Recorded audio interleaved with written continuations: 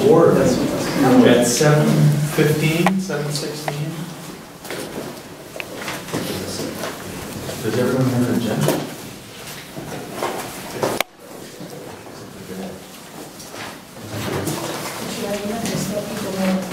Yeah.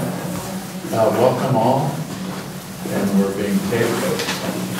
And I don't know if we need a list of guests, but if anyone would like to make a statement or speak to us about anything, by all means. Let's review the agenda. We're starting almost on time. We expect to be done within 2 hours. We'll try to run this along as we have a number of things to go over. The agenda right now tonight, as for the welcome just made, I'll review the agenda, review and approval of the minutes of the last meeting, which is listed here as January 22nd, but I'm being corrected on that already, so we'll return to that. The executive director will discuss recent adjustments to personnel. The acting chair of the board will report on communication with Commissioner Chester that I had this afternoon. We will then go to committee reports and a discussion of each. Following committees will report back on goals and work currently identified, particularly as it relates to the strategic planning session. I believe that's in the agenda specifically because of the 3 goals that were derived from that day-long session. Program Committee, Finance Committee, Communications and Outreach Committee, and the Governance Committee. We may move the Communications and Outreach Committee to the top of the file because Gordon, I think you have to leave it at 8:30.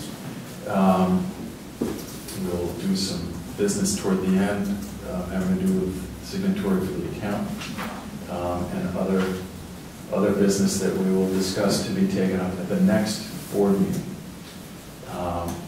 We're not yet certain that we may need a board meeting before April 1st in order to approve the operating budget that would take us through the 2011-2012 school year.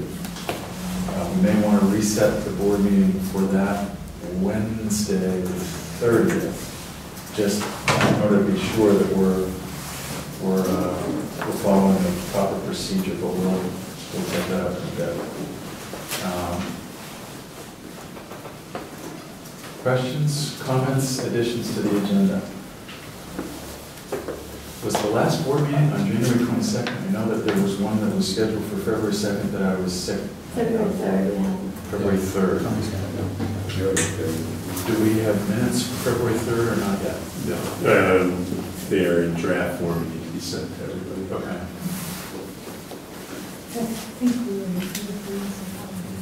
We did for the 22nd, the other retreat. Yep. Minutes, yeah, we did. I'm sure we did. So let's first establish that there is a quorum. Everyone's here. So at the risk of missing someone. We're all here? We're all here.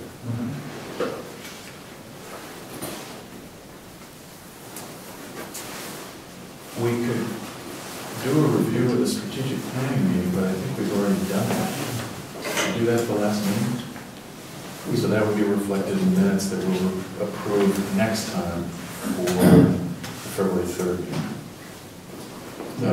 I would have the review in them of that previous meeting, yes. Got it, okay. We reviewed the goals that were established. Okay.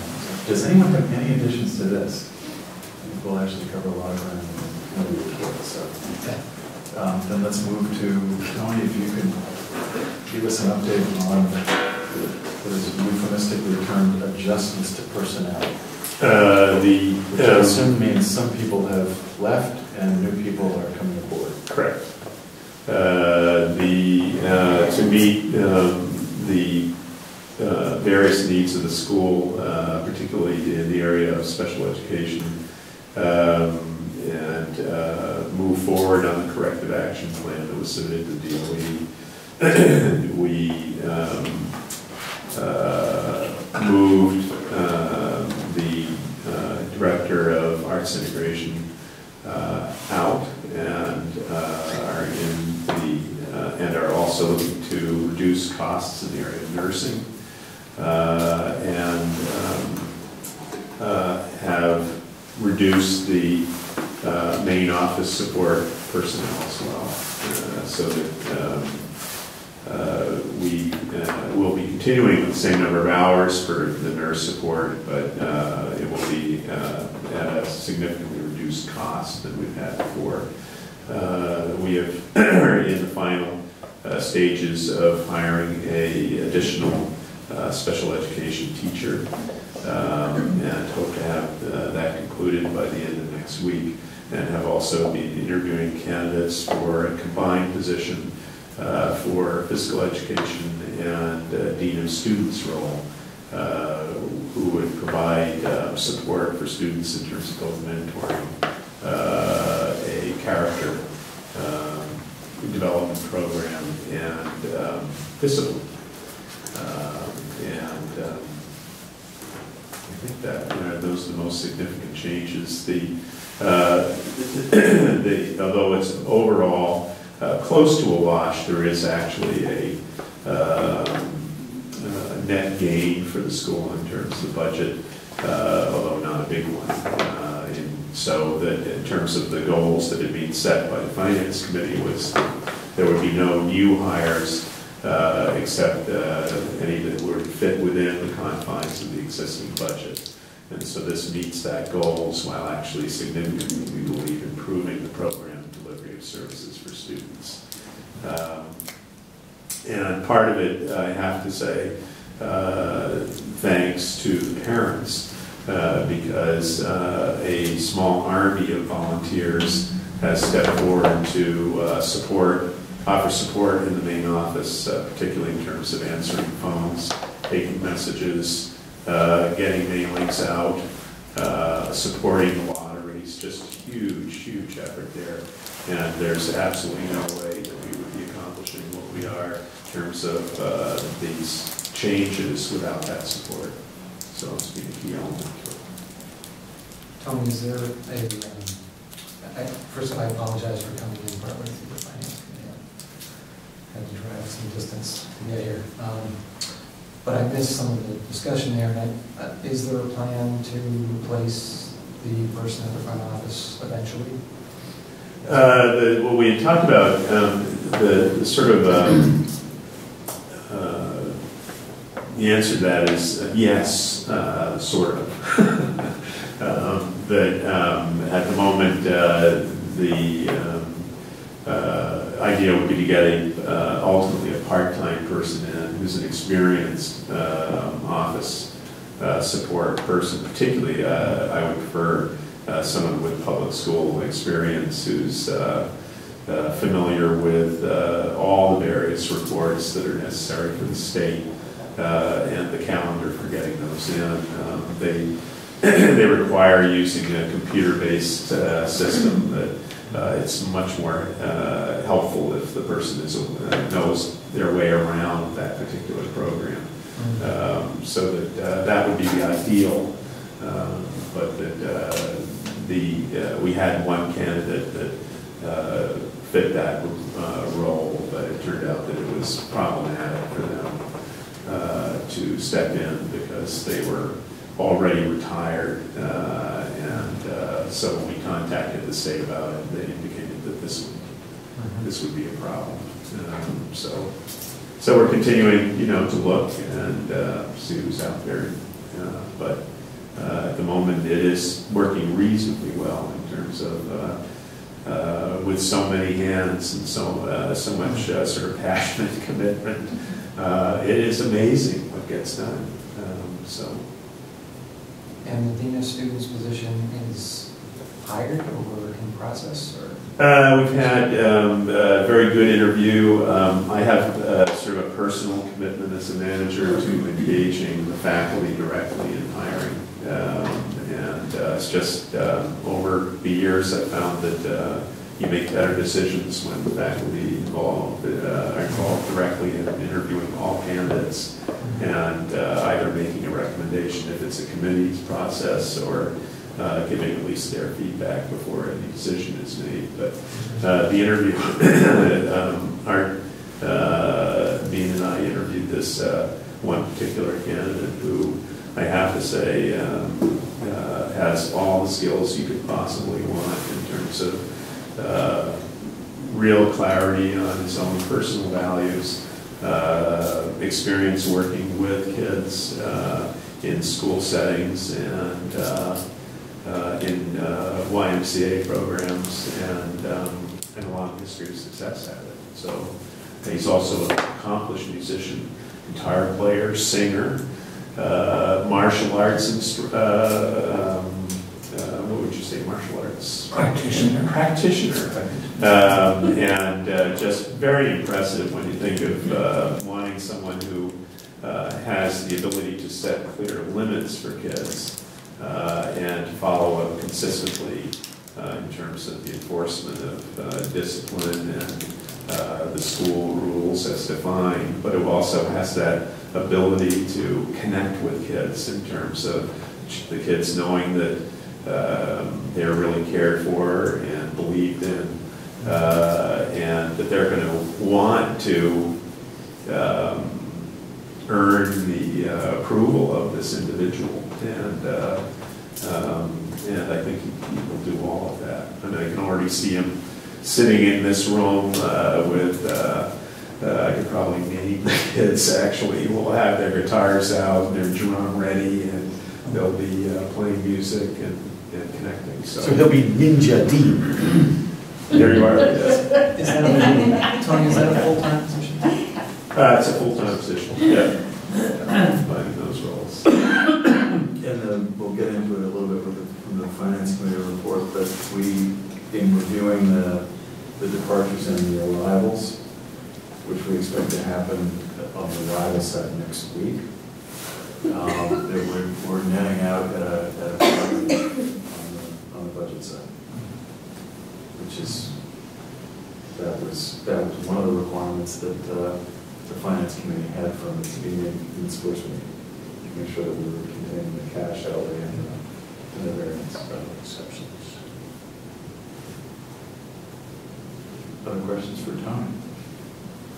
Is there, I'm trying to recollect our discussion on the corrective action plan, Tony, on the special ed, and the hire of the special ed teacher that you mentioned here is that partially fulfilling that? Or, yeah, it's there were three components to the corrective action plan.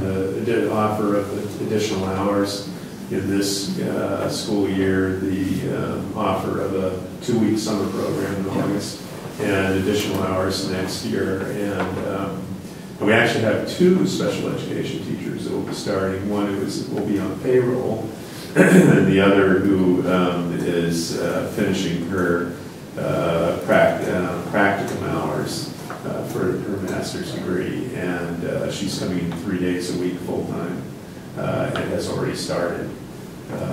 So we couldn't be happier with that. A lot of additional support, which is great.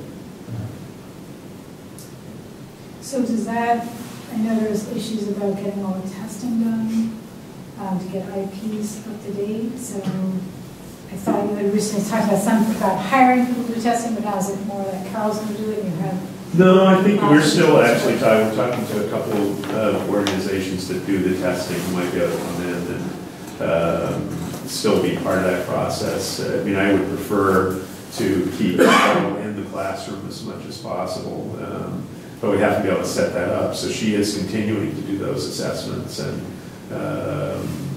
update the IEPs as she moves along with that.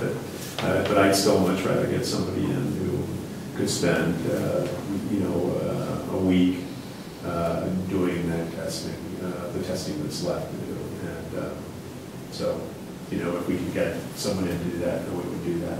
So the people that you have in now are doing support services?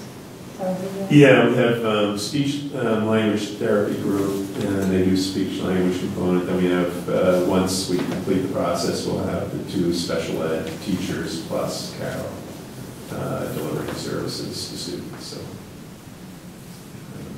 which is huge improvement, given that we just have Carol at the moment. Yeah.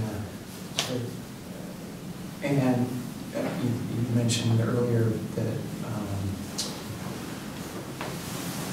you had to let the son go. What is the current plan about covering arts integration, given that she's gone? Well, it's a good question. In terms of arts teachers, we're actually quite strong, but in terms of the arts integration, teachers are going to be doing more of that themselves. Fortunately, we did have some for the whole first part of the year, so that they did several projects involving that. So I think their understanding of it is better, particularly for teachers who didn't come out of that kind of a background. But it's still, there's no question it's still a hole. And that it's not ideal for the long term. The great, we had two candidates, as you know, when we were setting the program up, both who had that background. And fortunately, one of them, actually both remain interested for next year in coming back, and it's definitely a role that needs to be filled, and we need to continue with. And at the moment, the potential to be fully enrolled at the 200 that was in the charter for year 2, that we're going to be able to support a program in the way that we'd like to. But yeah, there's no question it's a whole.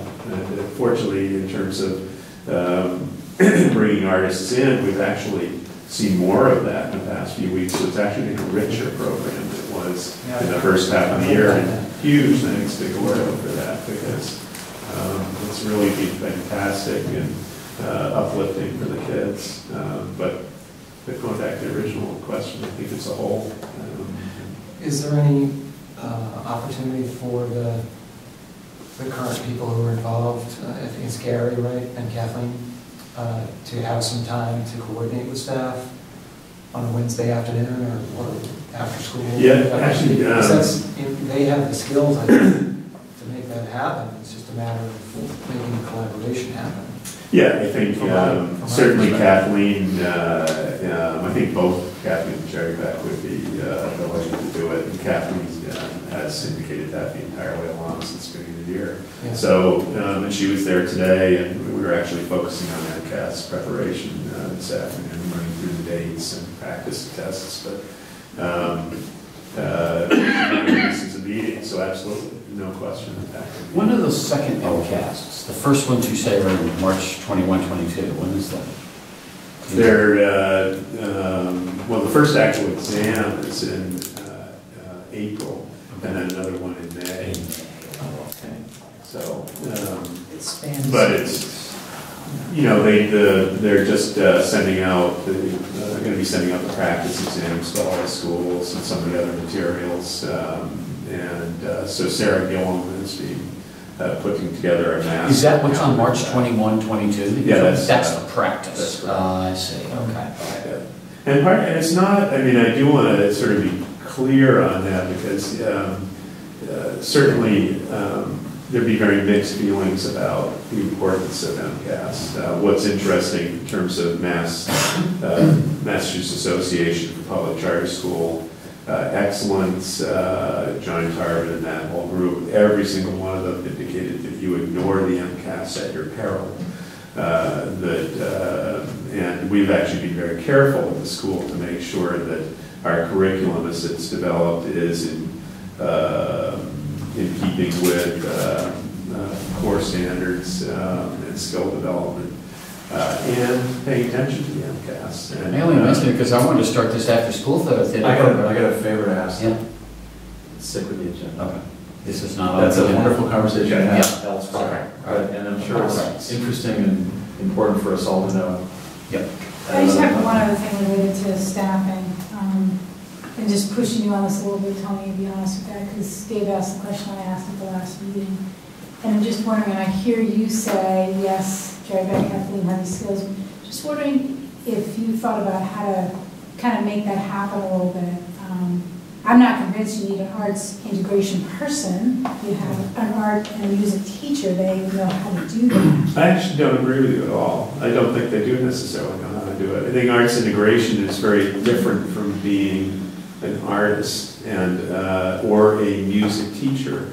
I think that knowing how to link the engagement in the arts with the study of history or mathematics or something to deepen the understanding of students is something that you have to have done. And fortunately, in this case, Kathleen has done that. I don't know if Jerry has, actually. I think maybe he's a fantastic three-dimensional artist, but yeah. I'm sorry to speak of this, but Jerry is renowned for this. He's been running the revolving museum in Lowell for 20 years as the executive director.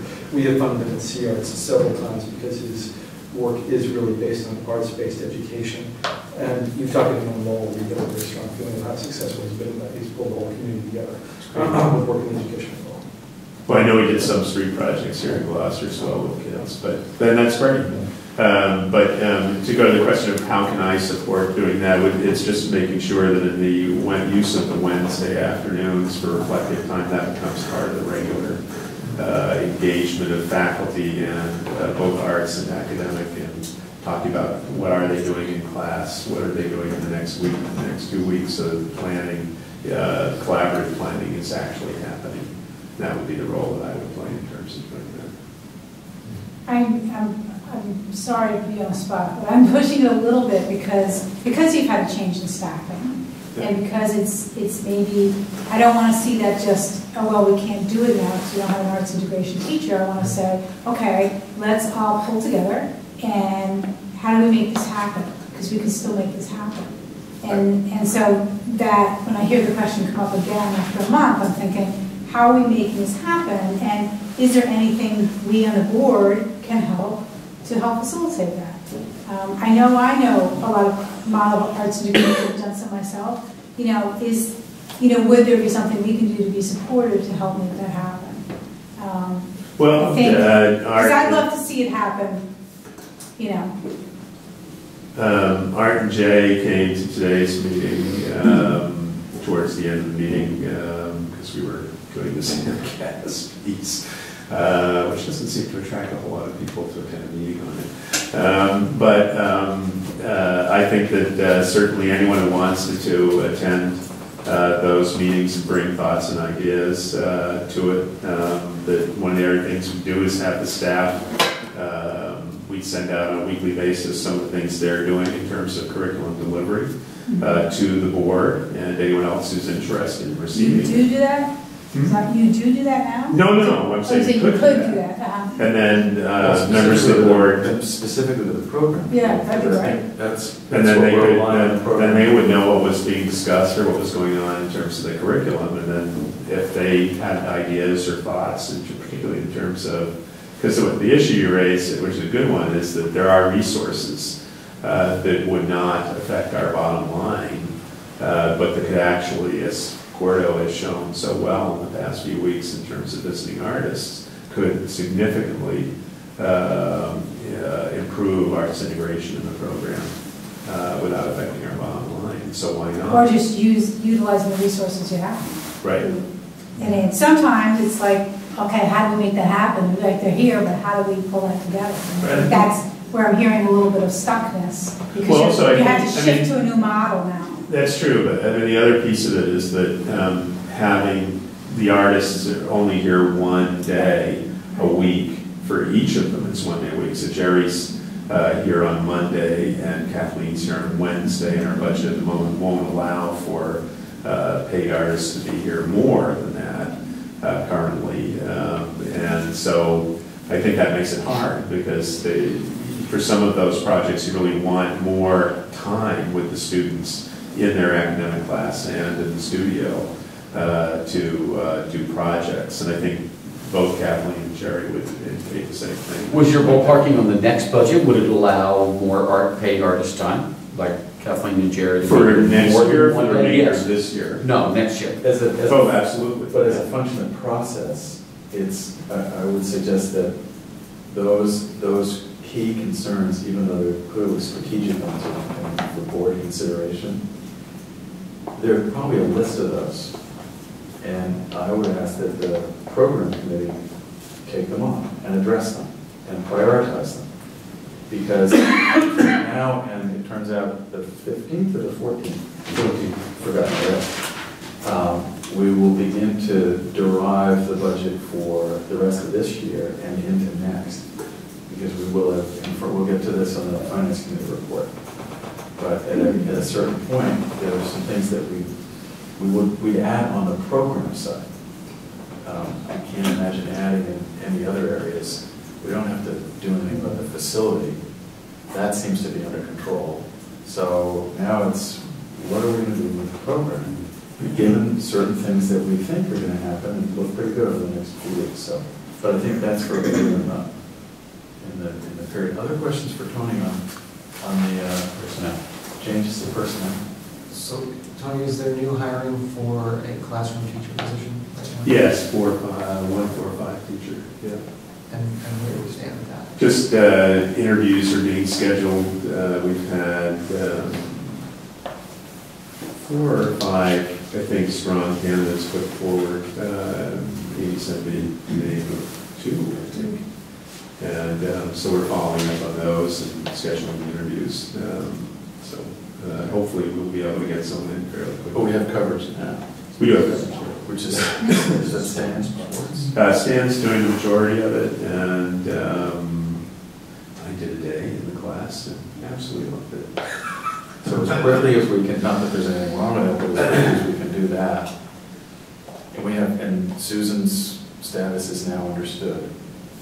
Yes, I sent a letter out to all parents, board, and spoke to the students as a whole on 2 different occasions, and I think they've been having a great time in the class, setting up a classroom to welcome their new teacher. So, And documentation's all complete. Okay, so that's a separation agreement.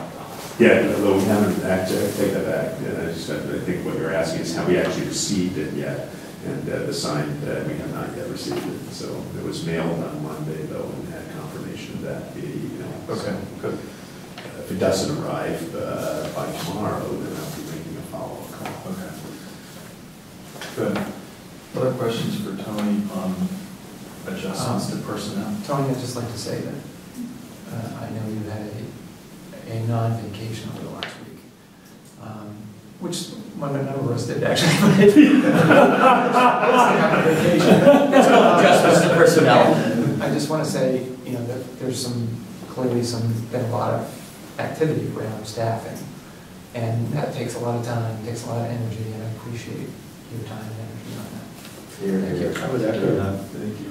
I can't let it go, actually, without sending it back the other way, because Art has given a huge amount of time coming in to interview candidates, sit in as an extra person to be there for what are always very hard, difficult interviews and process. And so great thanks for that. Amy has been on the phone a ton, offering counsel and support and suggestions. You, as I know, spent an entire weekend engaged in writing and putting pieces of it together, and Jay the same way on the phone. I think every single member of this person sitting at this table has been a huge support. So I don't know if anyone got any vacation. I don't think so. So thanks to everybody, parents. I also feel like it's a nice statement, about a charter school, making changes when changes need to be made, and taking that bold step, because that's not always done. That's correct. And I think it says a lot. The standard that we're going to hold up here, and if the standard's not been met, then changes have to be made. Right. So I think that's very important. That is right, because it's, reality shifts, things change, and you have to watch, and it's what we're here for. So, other questions for Tony on adjustments to personnel? It's not a question, may I make a comment? Sure, please. And I think, Tony, that just in the last month, I've noticed a shift in the actions of the board, not only the talk about making change, but making efforts to support you and the direction the school was intended to go. Is it going to answer every item? No. Is it going to create every single opportunity? No, but at least we're cognizant as a group. And there's a nice momentum that's begun, and I'd like to support that. And there may be differences, but that's okay. But to support that momentum, particularly as we go through the next 70 some odd days towards the end of this year, if we can end on a strong, positive, and forward-looking momentum with that going forward, I think will ensure more success. Yeah. So thank you for your part in it. The phrase is our best is better tomorrow. Yeah. Well, it's all going to get better. To the next piece of the agenda, I had asked for to meet with, either on the phone or in person, the Commissioner of Education, Mitchell Chester. I didn't really have an agenda in mind, but I knew that there'd be some topics to cover. And mostly I just wanted to talk to him and see where the conversation would bring. Between the time I set up and asked for it and set up the discussion with him, which happened this afternoon at 3:30, there were a handful of things that I wanted to go over with him. And we did that today in about 35 minutes. Earlier in the day, I sent an email to his assistant saying, here are the topics I'd like to review with the commissioner at 3 o'clock. It's actually 3:30, but I wanted to see if she was actually paying attention. So she was. The 4 bullets were SPED, corrective action, status, physical education and dean of students, director of education status, and per student allotment timing. We got on the phone, he called me right at 3:30 and had 2 people who, I apologize to them if they happen to see or hear of this meeting. I didn't catch their last names, but I know that we've worked with them in the past. They're in Commissioner Chester's office, Allison and Kristen. You may remember their last names. I think one, I don't even know what their roles were when they introduced them. They are on the phone as well with the commissioner. I wrote up my notes from the conversation and have not yet been able to type them up in order to distribute them with Deborah. And I'm going to check back with the commissioner or his assistant to see if the conversation itself is public. I'm assuming that it is. I'd like it to be public. It was a very productive conversation. And each of these topics was covered in some detail. I think it's appropriate for me to explain what I said to him and them. I don't think it's appropriate for me to report on what they said to me, except that there was a request made that we will fulfill in the next few days. I did report that we have 86 current students enrolled. I also reported that we are tracking toward 200 for next year to the best of my understanding, although I didn't know the characteristics of the grade breakout, and I wasn't sure how completely confirmed those applicants may be. He asked me for an update on our progress on all of the 8 conditions. He wanted to know more about our sense of the director of education, what our plan would be, and a few other questions that we'll address in the document, which also is public as soon as it's written and delivered. And he wanted us to document enrollment, which is not at all unusual or unusual. On the whole, I'd say it was a very productive conversation, and what I'll do is type up the notes and distribute them to the full board. They're essentially the minutes of my conversation. once I've checked with his office to make sure that that's the appropriate process. And then in the meantime, because we have all this extra time, we will put together I'll put together the report and then check it with you, Tony, to make sure that I've got it out in the right way. And I think that's it. What does the conversation being public mean? I mean, you mean you'll release it to the newspaper, or you can say it at a meeting? What I want to do is report on the conversation with the commissioner. The best way for me to do that is to write up my notes, which I have. Yeah. And with his permission, give them to the board. distribute. Right. Yeah. At Then which it's point, public. then it's public. Right, okay. In fact, I think it's public right now. We have 2 people with him on the phone. So effectively, my notes aren't public, Because it's but for you. But Oh, the would you- content of the I wonder conversation. if you would need to, they would have the option to read your notes before it becomes public. That's an interesting question too. Because you could present something that they, Disagree. We Disagree. didn't say that. Yeah. Right, but what I do know is that they've asked for a report from me. They asked for a report on all the 8 conditions, a progress on all of them. They wanted a better sense for the director of education. Because essentially what I was explaining to the commissioner was that because of this change in landscape, because of the change in the budget, headcount being less at first and now being more, other things changing, lots of things changing. That's really what we're here to do, is to make sure that we're tracking to the changes that are coming to us, or that we're causing ourselves. So is the director of education, could we hire the director of education right now on our budget?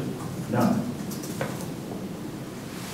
So the conversation is, all right, so going forward, especially with 86 enrolled students now, that changes the budget already in June or whenever it takes effect.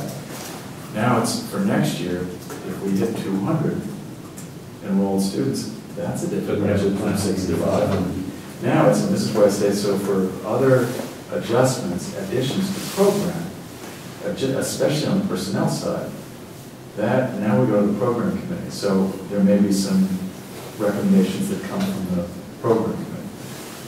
So what I was saying to the commissioner was, the landscape has changed somewhat. We could not afford a director of education. Now I think we can at a certain point, but is that what we want to do? If we're going to have 200 students, do we want a part-time director of education? Or do we want a head of school? What does that look like? And how does that change the job description of either the executive director or the head of school? So essentially he said what he said, and asked me for the answers to a number of questions, and that I'll also read up and put in this email.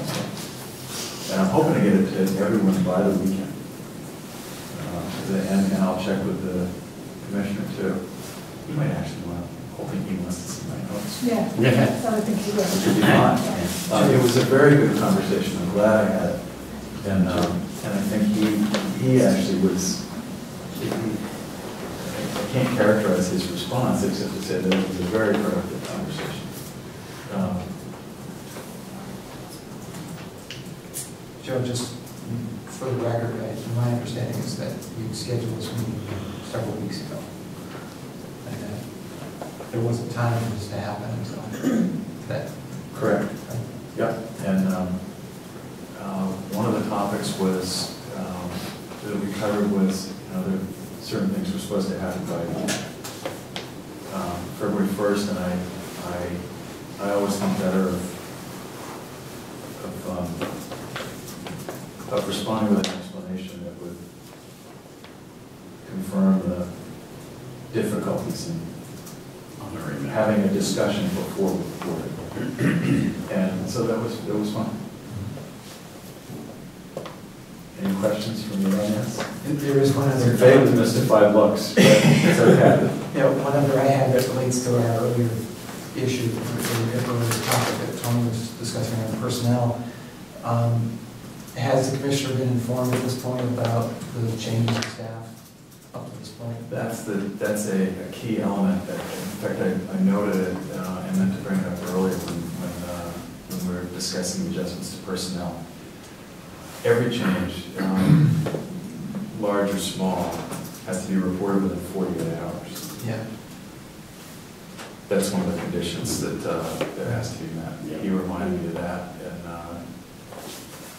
we should make sure that we're in compliance on that. Yeah, because when Jen Kennedy left, they were very upset we didn't inform them. Jan O'Connor, O'Connor, right. I don't, yes, and I think that more to the point, the condition on that, it can be argued, and we don't need to revisit that territory, but it can be argued that at a certain, there are different definitions of when someone's left. So for instance, let's just say someone has a separation agreement that stops paying them in 3 weeks. When did they leave? Right. It's okay. It's not to play games with the system, because we will err on the side of reporting, and not at 48 hours immediately. So, but it can be mechanically difficult to do that. So, but I think a word for the wise should be sufficient. But you're right, that's, I know what you're saying.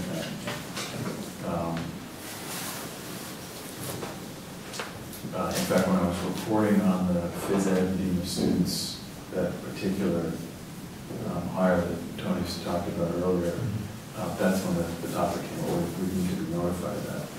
So we haven't officially taken the action yet. So as soon as we officially do that, we will.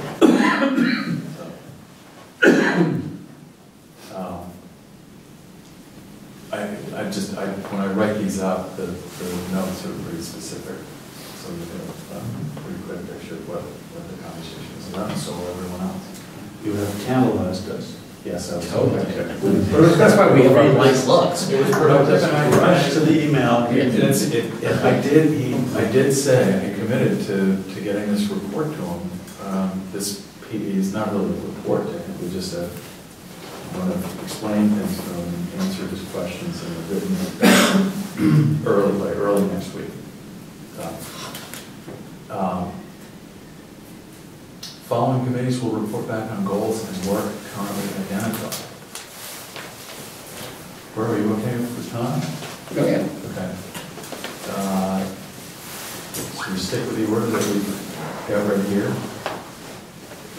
The program committee, Mr. Chairman. Yeah, I'm happy to, you had asked me to present on the corrective action plan, so I prepared a somewhat of a formal statement, so I'll just read this. Much of what I'm going to read was addressed informally when we started the meeting officially around 7:20. So Yeah, I have this, so I'll make it part of the record. perfect. As Mr. Blackman explained at the February 3rd, 2011 program committee meeting that was held on Tuesday, February 1st, on Tuesday, February 1st, he sent the corrective action plan to the Department of Elementary and Secondary Education in care of Mr. Barry Barnett. Additionally, at the February 3rd program committee meeting, Mr. Blackman stated that he and Mr. Hurley drafted a letter that was dated January 31st to parents of children with special needs, as recorded in the February 3rd program committee meeting minutes. The letter explains the non-compliant service delivery issues and includes 3 elements designed to resolve them. And Tony mentioned these 3 before, but I'll reiterate. Additional hours to support this academic year, the availability of a summer studies program 2011, and additional hours of support during the 2011-2012 academic year. And part of that, as we've already discussed, is dependent upon staff availability. But that's the report on the corrective action plan from the program committee. And you guys have a meeting? The 10th Okay. of this month, yeah. Good. And the agenda, do you have set now? If we just added to the agenda? Yeah, I think you did add a couple of things, so I Good. will consult with the executive director about that. Okay. Well, are your other committee members? Yes, that's right too. Tony may have some things he would like the committee to address, but he may have. Yeah, in terms of program needs, probably the 4 of us should put our heads together. But I don't quite know how to do the mechanics yet of, this is the 2nd, 3rd, 4th draft of the agenda. Tony has some ideas about that, Okay. either to reduce or expand. Yeah. Yeah, are there other issues that you need the program committee to specifically to consider? Or other board members as well? So the point of these committees is to do the work that's been specified, and also looking at the planning session as well, to make sure that because there was a whole list of things for the program committee, right? Yeah. A couple of things. I'm wondering if there's an update on the special ed corrective action plan. I don't know how that fits in with our agenda here, but it's tied to that topic. And also, I think you and Jay had a meeting with staff today. Yes. And it would be good to hear about that. Okay, do I have that tonight, or? Do you want to do that at program committee next week? Yeah, that's agenda item number 10 on our Okay. Yeah, I was gonna proposed. say, if you met as the agenda. program committee, but you wouldn't have had a quorum, that would be fine. It's more, so that you're at it. But these issues should come through the program committee. Yeah. And I think that Well, the other, those are. I'm just dying to know how. No, those We'll have a are- discussion when that's what it comes down to.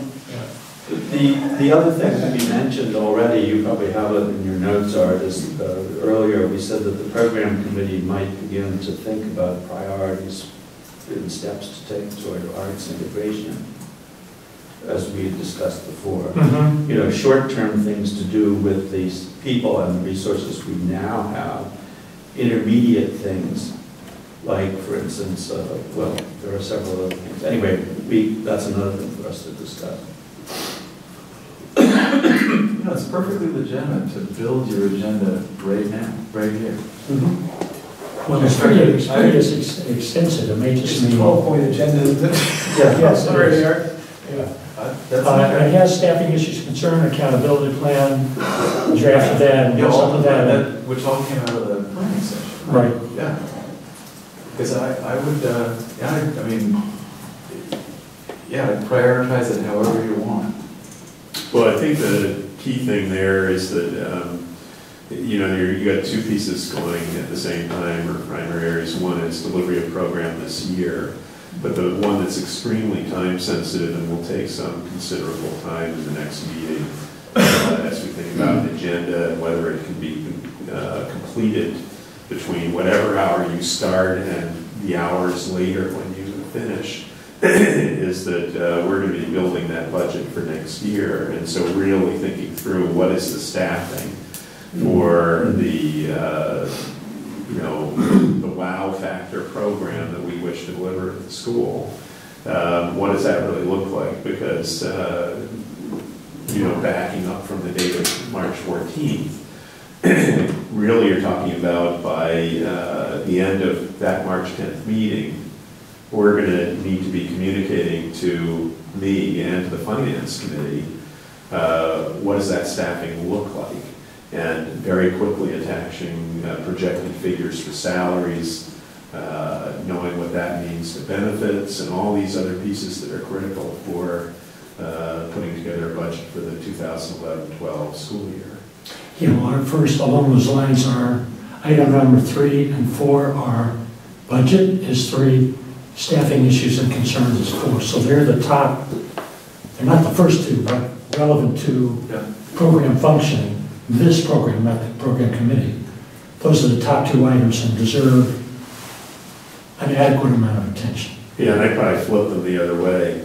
Starting with staffing, what are you wanting, what are you believing you need to do what you need to do, and do it extremely well. That will lead you towards budget, which really, at some level, the way these committees function is that budget is really in the purview of the finance committee. And what the program committee wants to do is to think in terms of what do we think we really need. And then the finance committee may come back and attach a reality to it based on allotment from the state per head count, and as that changes, then you take a look at those priorities. Maybe, but I didn't mean to interrupt.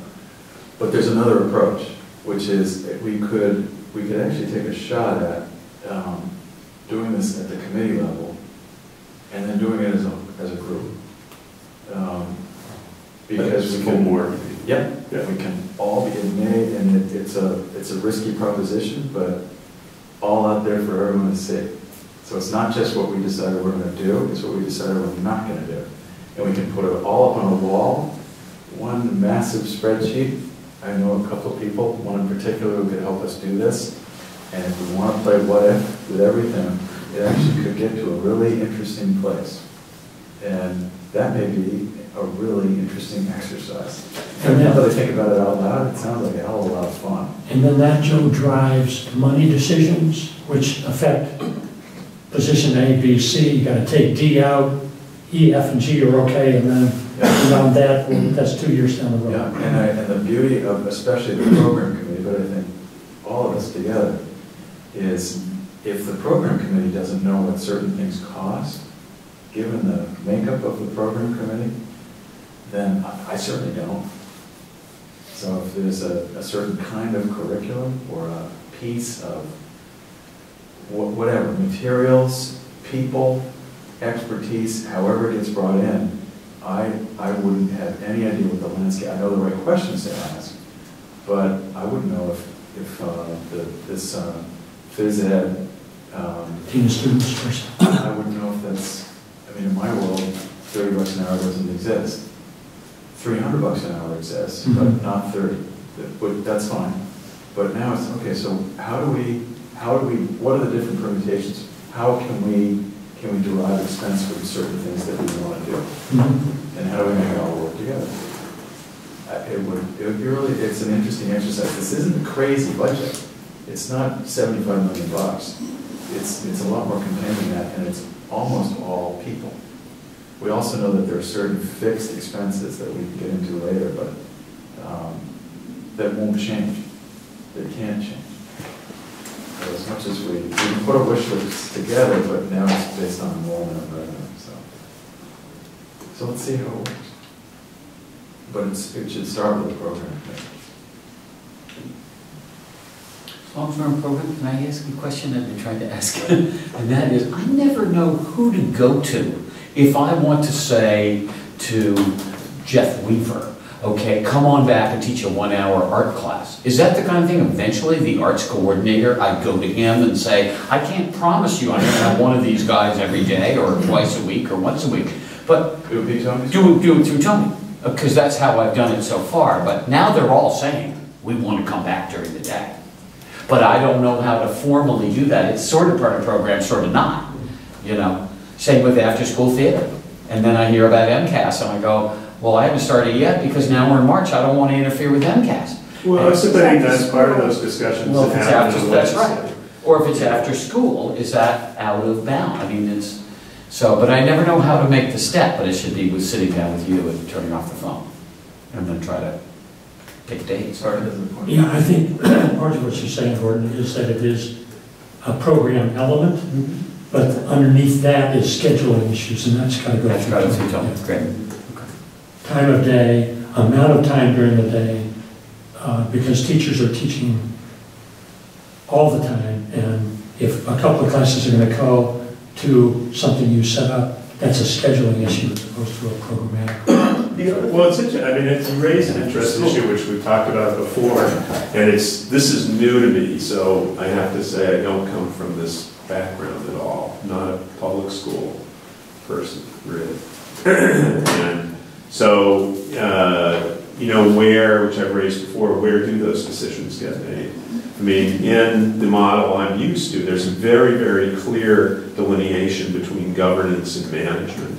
And the management of the educational program actually includes the generating of key decisions in terms of what you would do with program. And so in terms of balancing arts and arts integration and what's happening on a daily, weekly, monthly basis, and MCAS preparation, that would not be a decision the board would ultimately be making, or a program committee. In my experience, that ultimately the delivery of the results for the school rests with the management within the school for delivery of that program.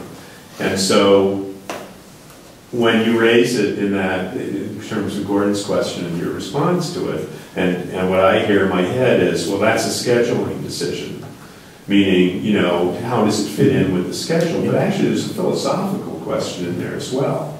And where does that decision get made? Is the program committee that decides how much MCAS preparation you should be doing?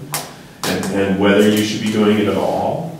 So at what level is it important for students to actually understand an exam system that will make certain requirements of them and feel comfortable with it? So that they don't go into this test environment, which is so weighted now. I mean, it really reminds me of Ireland enormously, where the Leaving Cert is such a huge deal. And the MCAS, people read about it all the time in the paper. And we get kids who are going to go into that environment, may have done standardized testing, but maybe not at this length, may have had some instruction on how you deal with a multiple choice test. And test taking in general. And so who decides how important it is for that to be the development of those skills, the understanding of that type of testing, the comfort level and removal of it for students, how that should happen within the school, what time should be put into it, and how it should be put into it. Is that program committee, or is that the management of the school? So it's an interesting program thing. committee, but I think the program committee has a charge. Whether the charge is written out or not, that's the key step. In fact, I think the request for each committee to come up with a charge was in large part to define what the responsibility of the group is.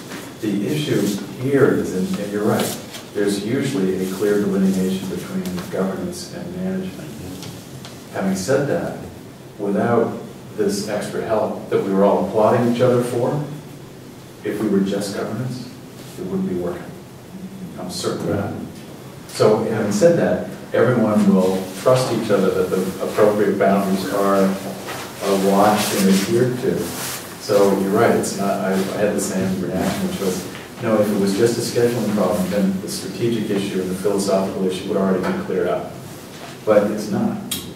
So it becomes difficult to harness the enthusiasm, which you, I mean, especially Laura. Well, I've been holding back, because I'm dying to do this dinner thing. All the kids keep asking me. Laura, you holding back, is anyone else going to? Well, true, but then the teachers are saying, stay out of our way. Well, no, So that's also legit, because they have a domain that they're responsible for. So it's really a matter of, okay, so let's talk amongst ourselves. Well, then. Let's figure it out.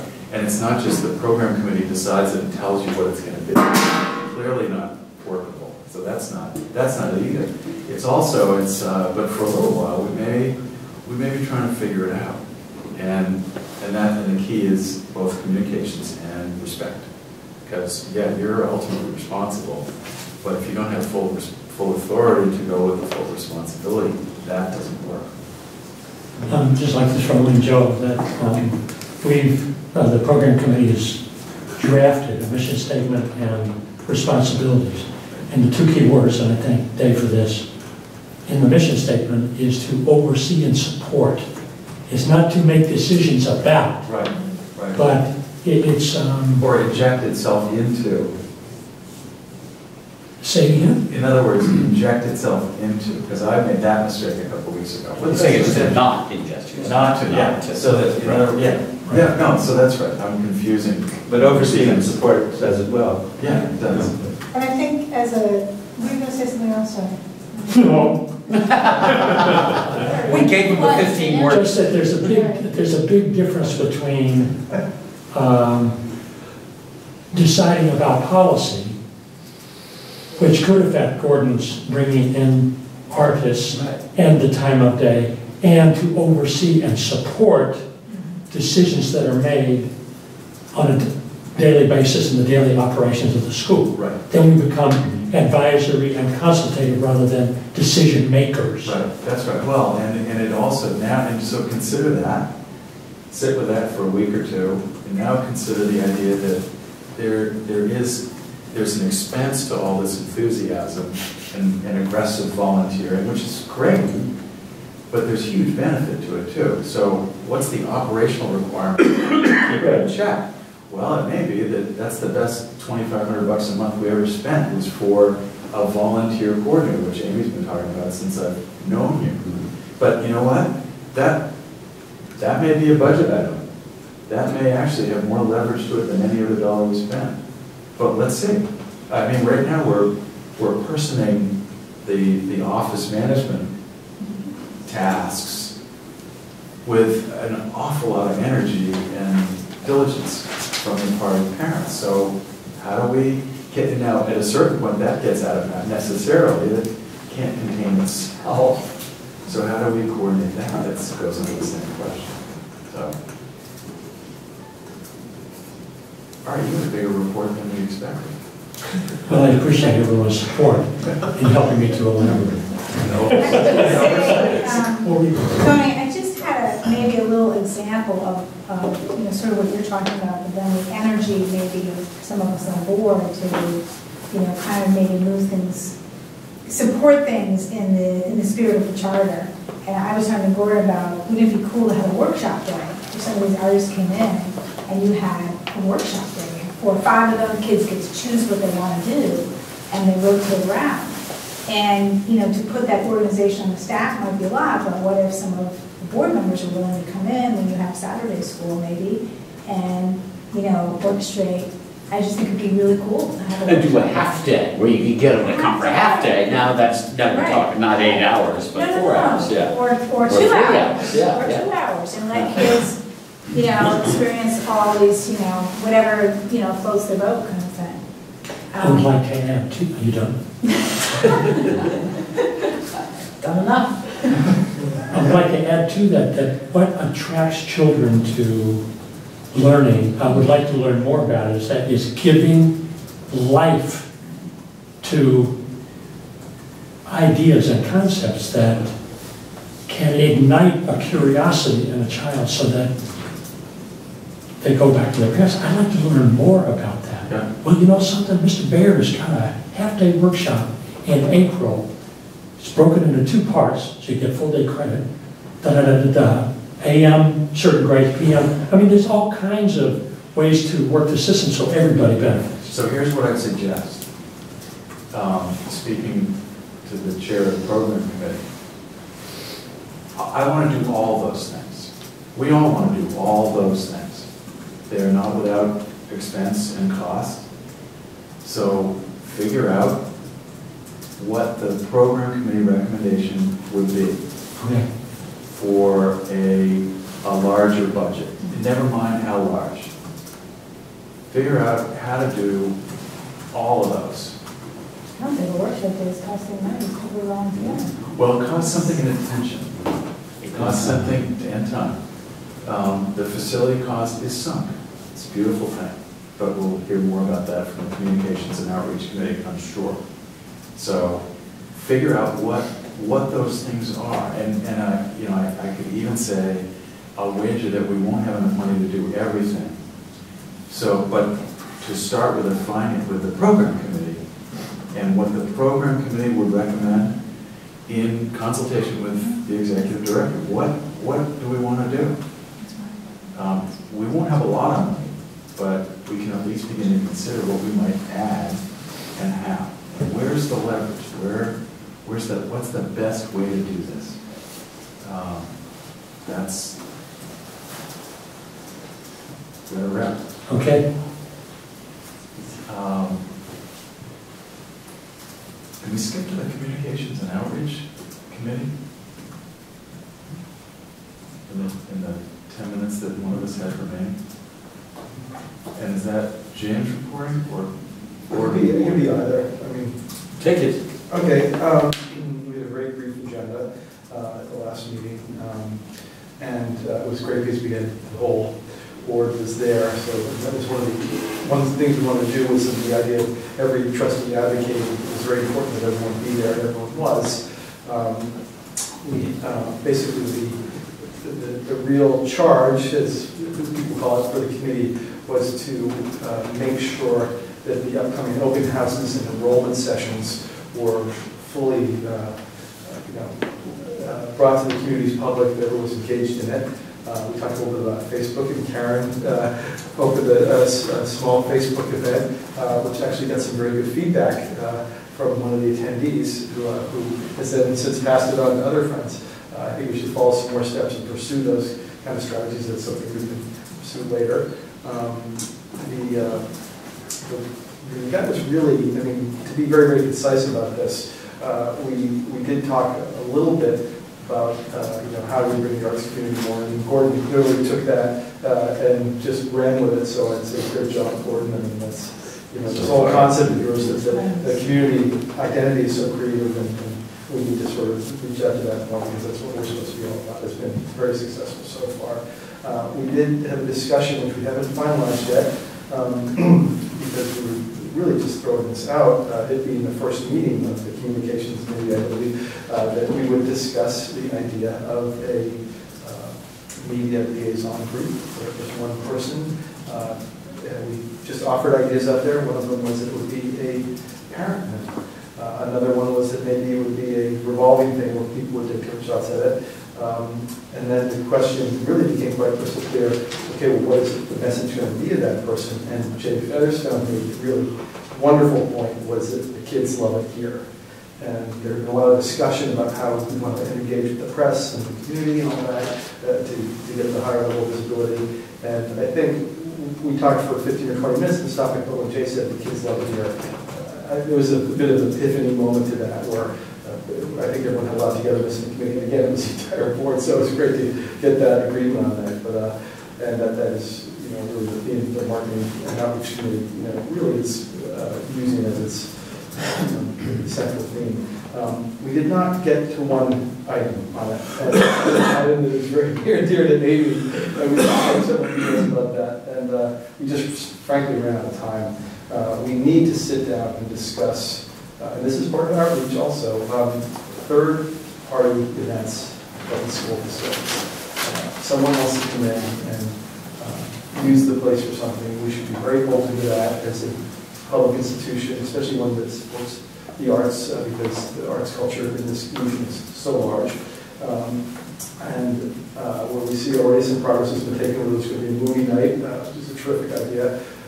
Amy had an idea that I think we need to flesh out a bit, and we will at the next committee meeting, although you probably need an answer about this. But Amy came up with the idea of a soccer group practice here.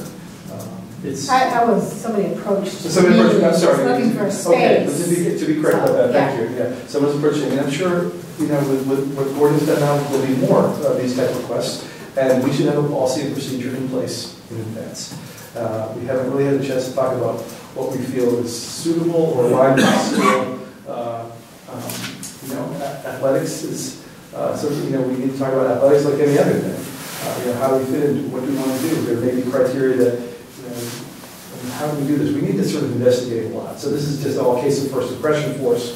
Needs a lot of research. I wish I could give you answers now. We have some work to do here. The very first thing we need to do, of course, is check liability insurance, because we have to put our risk management hat on whenever anyone comes into this place. That is the key fundamental. And personnel, because you might need a person to be here. What's the cost going to be? With every activity, this is what the whole last 20 minutes is about. There's a cost for every activity. What's the responsibility going to be? What's the benefit going to be that comes from that? We do need to discuss that, and I know there's a time-sensitive issue with the soccer group, and I'm totally open to ideas about how we should pursue this. I would think that one of the big concerns is, I don't need to get too detailed about this, but one of the really big concerns was, if we commit ourselves to an ongoing practice group, whether it's soccer or ballet, what are we doing in terms of how we allocate our time for the resource, and are we taking anything away from the school time? Or are we bringing something into the school? These are discussions that we really need to get into in depth, because this is an incredible facility. It's a fantastic location, and there probably will be more demand. My own gut feeling is, this just me speaking, is what Amy's contact has proposed is something that is very short term. It's got a finite term to it. The facility is certainly appropriate for it. And the question is, do we want to give something a trial period and see if we're compatible with that use? I'd be very much in favor of that, because I think the only way we're going to learn about stuff, we sit back and pontificate till the cows come home, but until a group actually comes in here and knocked a few chairs over or something like that, we're not going to know what the impact is. So again, all case of first impression, and we are just in the exploratory mode. This just came up so quickly, we're sort of grabbing one. A handful of questions, just in no particular order. Yeah. I can give you the name of someone to talk to, not on the legal side, but on the insurance side. Okay. It's a more holistic approach. Because before we do anything, we just need to make sure that we're covered for any of that. And we can talk about that. That's great.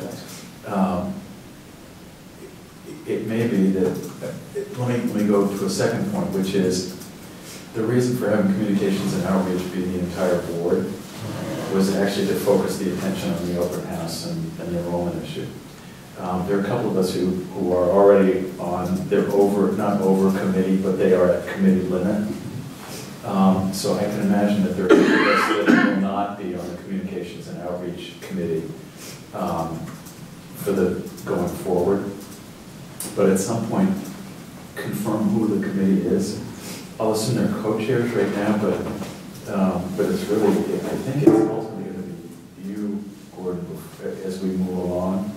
I'm also assuming that the current chair of the finance committee will turn things over to James, but we'll do that when the time comes. I like the idea of testing that. Once we're covered, and we know that the liability is limited, that should be fine. Hey Joe, I have to run. Can I just, because Sandy is here, can I just say when it came to communications and outreach, the parents group took over the project, helped out Tony because he was so under the gun, the Xeroxing, the creation of lists, the getting the 10 women in there, the calling this week of all the parents who'd signed up. You know, they didn't stress the bring a friend, but that is going to be one natural outcropping of it. It was so awesome, and that you guys took it over. What was great is we came in to babysit them. And basically the 10 women said, Yeah. right. Like, we need you to be here. And it was like, we don't even want you a room away. You're too loud. It's really So it was so parents-driven, and it was very hats cool. off to you. Very cool. And it worked. I believe it happened the way you guys planned it. I have to go be a good husband, sorry. Couple of quick questions. Sure. Anyway, Yeah. Other invites for the open house? Yes, we have a list that we call the community heads. Yep. They be the heads of nonprofit, the heads of body politic, the heads of business, Chamber of Commerce. Anyone who has, a kind of community stakeholders, if you will, who would be, natural constituents if they like what we do, and they need to come in and see the place. So, And you and I talked about a little boiler room phone activity either tomorrow or Friday. Yeah, I've done about 3 counselors on my own, but at some point we got to cross them off the list and then work the rest of we'll them. talk tomorrow. Yeah. Okay. You have a sense for what happens? Mayor told me she was coming. Shalino told me he would come. Bobby Wynot said he'd come. So, but whether they come or not, church is a problem for some of them. As with me too. But 10 o'clock is church time. But come at 11 is what I told them. Varying forms of worship. Exactly. And you can come at 11. Yeah. But they all gave me the, well, I don't know, kind of thing. But I said, well, why don't you check it out? So they, whether you're against it or for it, and they went, oh, Good. yeah. Any sense from the parent calls? They were all, as far as the people that I talked to anyways, they were all coming. I had one person that was going to church too, and I said the same thing. Well, come afterwards, will we do some sort of a group type of thing? And I said, well, then call them, we'll give you a personal tour. Right. I said, but everybody else that we talked to, they were coming. Yeah. That's why I told them it's going to be going till 1. I said, it's come at 12, if you can. All right. Before Gordon leaves, I want to make sure the public knows that you did a great job in the article. Thank you very much. I just felt it wasn't too early. I mean, now the whole week goes by and they all forget, but No, I don't think so. I think so. And we did listings, so they should be on the paper too, and the Beacon and all that too. And Ruthie called the Beacon, and so we coordinated it all. That's incredible work, and we had more ideas from that meeting as well. The movie idea was a fantastic idea. Apparently, this with information. I did talk to Rob Newton the other night, who was and he would be very happy to come over here and do a dual movie showing. I'm not sure if, Jumanji's going on. Parents and kids. Parents and kids, and we Right. talked about the idea of showing Waiting for Superman. According to Rob, there's an even better charter school documentary movie out called The Lottery. Yeah. And it's supposed to be fantastic, and he says it's available, and he could bring it over here if we wanted to do that. But whether that's perfect for this weekend might be a little too tight, but at some point, it would be nice to have that movie for the juniors and the movie for the seniors. It would be a terrific way to have nice evening there. I haven't seen the second one, but I would have real reservations about Waiting for Superman. I've seen that. Oh, really? Yeah, Okay. no, I don't think it's a very good movie. Scott. Duly noted. It's a hair long. What? It's a hair long for what it was. Well, I mean, if Yeah, I liked it, but it was long. you think Martin teachers are teaching Yeah. cause of American education ills, I think you are misinformed, seriously misinformed. And if you think charter schools are the salvation of American public education, you are deluded. I'm hearing a policy question that should be addressed by someone. But that's why, I think maybe that's why Rob Newton said The Lottery is a better movie. I mean, Rob is a very sharp. I hear that, but I haven't seen Yeah, it. so. But back to the original point, which is the use of the facility, Yeah. engaging people, and pulling people in, this becomes a very active and important. But I mean, when we hear Janet Green Garrison's getting kicked out of her space or her yoga classes, do we want to say to her, come look at our space, because it's all nighttime? That's a question. Again, policy question for the committee, this is something we can get on, so we'll have to plan this, because again, we've got something on the front burner that's time sensitive, that would be a great trial to do it. And I'll give you the name of this person to talk Okay, to. so that's the first And then thing. that necessarily comes back to the board because it's an issue of liability. I just want to confirm that we've got it covered. But consider also between now and when the budget we begin to derive the budget, does this committee, should this committee, this effort on outreach especially, be tasked with a revenue number? Just an open question. I liked your comment before about, let's leave some happy accidents to be able to come in, like the There's that, grid. but then I'm hearing a number of different projects. Yeah. that will require But I think time. Yeah. So the question for the committee is, do you need a budget? Yeah. Or do they have to be at least self-sufficient? So I guess what I'm, Well, to be Yeah. sustainable, we have to have a budget. I mean, that's the whole key that you're talking about, Joe. I think it's a great idea. Right, so now Because it's, again, okay, every activity is so a cost. I'm encouraging you to ask for money, even though the answer may be, what are you kidding? That's a good idea. But go, Yeah. get into that, take a look at that. Don't discount it or dismiss it, because this is a terrific asset. And part of the mission of the school is to engage, so. And we'll have to decide, because like, I don't know the soccer group, I don't know the people, but, you know, do we need a person to babysit them? Well, you meet the yoga lady, you'd say, no. You could say, well, you can pay a little less, because I'm going to depend on you to be the person. Yeah, all right. Massachusetts public schools require building use after school hours has to be monitored by Gotcha. Okay. custodial services. That's That's Okay, unforgiving. that says it all, yeah. Whether the charter schools apply to that or not, I don't know, That's but my next because it's a question. public charter school. Any public building, if you can. But approach it from operational policy and a liability standpoint, and certainly that requirement will be at least as exacting as ours would be. So let's think about Okay, that. that's great. Good charge. Okay. Good. Thanks. See you guys. Thanks. See you tomorrow morning, Tony. See you tomorrow morning. Mr. Gym Teacher. Can I just ask a question about procedure? The soccer group, it will be irrelevant by the end of March. So it may not be possible, because that's why I wanted to ask that question, because they're sort of in limbo, and I want to be able to say, Absolutely. it's not going to happen, or, you know, whatever. It sounds like there needs to be an insurance thing. I would guess there needs to be something drawn up in writing about, you know, damage and all that, or whatever. Insurance. The lawyer thing, Yeah, yeah. lawyer thing, yeah. Well, insurance then. Yeah, the I insurance. think we sort of decided we needed a little bit more discussion as far as like whatever policies, who's going to be monitoring insurance and that kind of thing. So probably by the end of March, like it would happen for this soccer group, but it does bring up a number of questions. Like we sort of need policies and rules, you know what has to happen, and is there going to be fees involved, you know, for heat, electricity, that kind of stuff. So those are a lot of the questions that sort of came up along the way that we need to investigate a little bit more. So hopefully soon, it's sort of, That's sort of like that's sort of my more questions than question. answers. Are we saying, Yeah, it's, and I hear your trial basis, but are we saying not possible? by the again, end we've of got a March? couple of thresholds we have to clear first. Right. I almost wouldn't rather say, but I think that I assume that our bylaws allow us to do communication through email by committee, because we are certainly held liable when we are in fact an open meeting, when we have a certain number of people on the email chain. So I would assume we would be able to get some kind of consensus. Well, there's No, can't make decisions.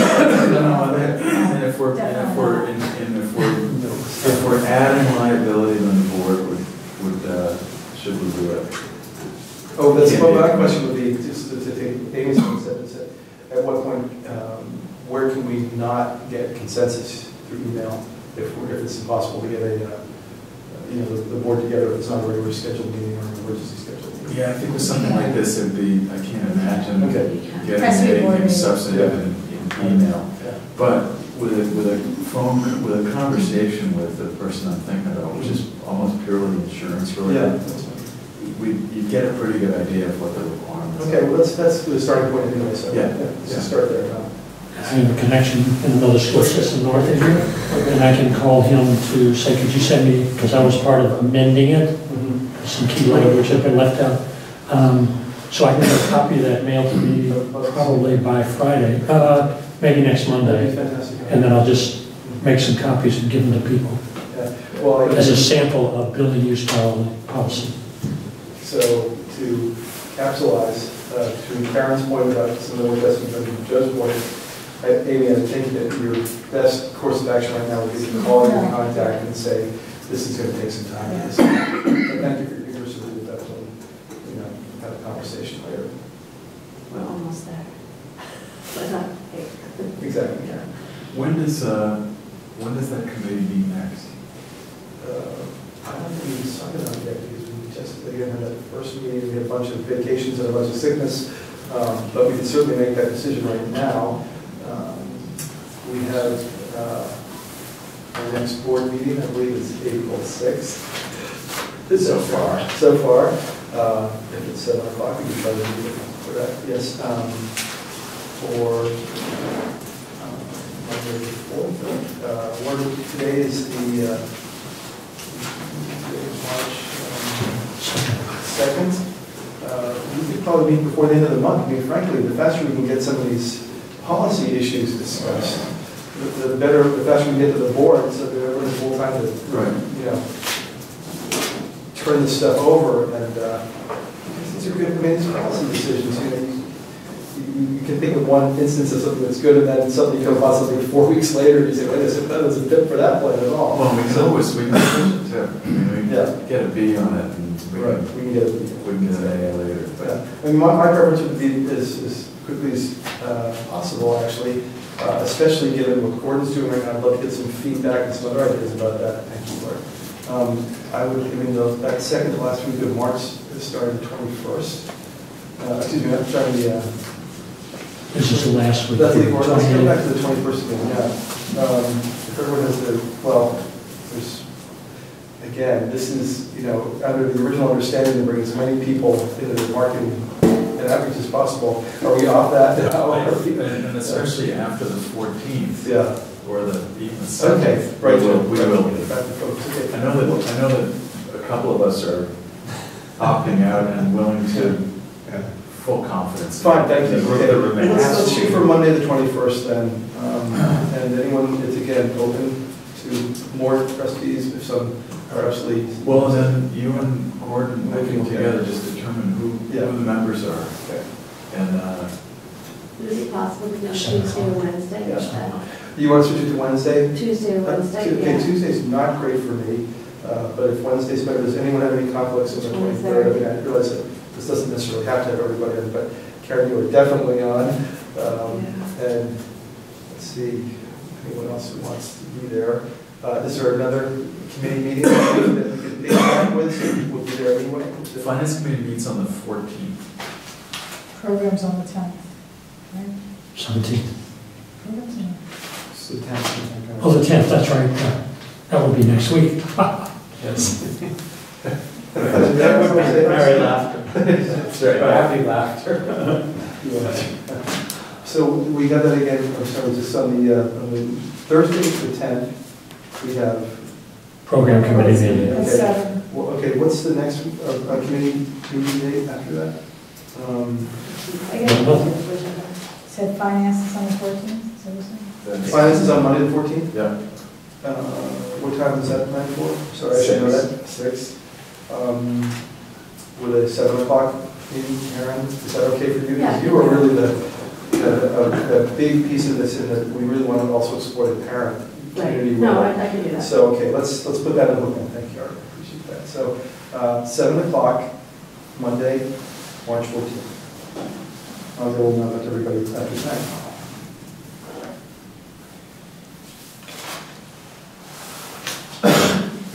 And again, I mean, these committees are open to anyone, so if you have an inclination that you want to come in and weigh in, you're very welcome, Dave. I registered the Gracious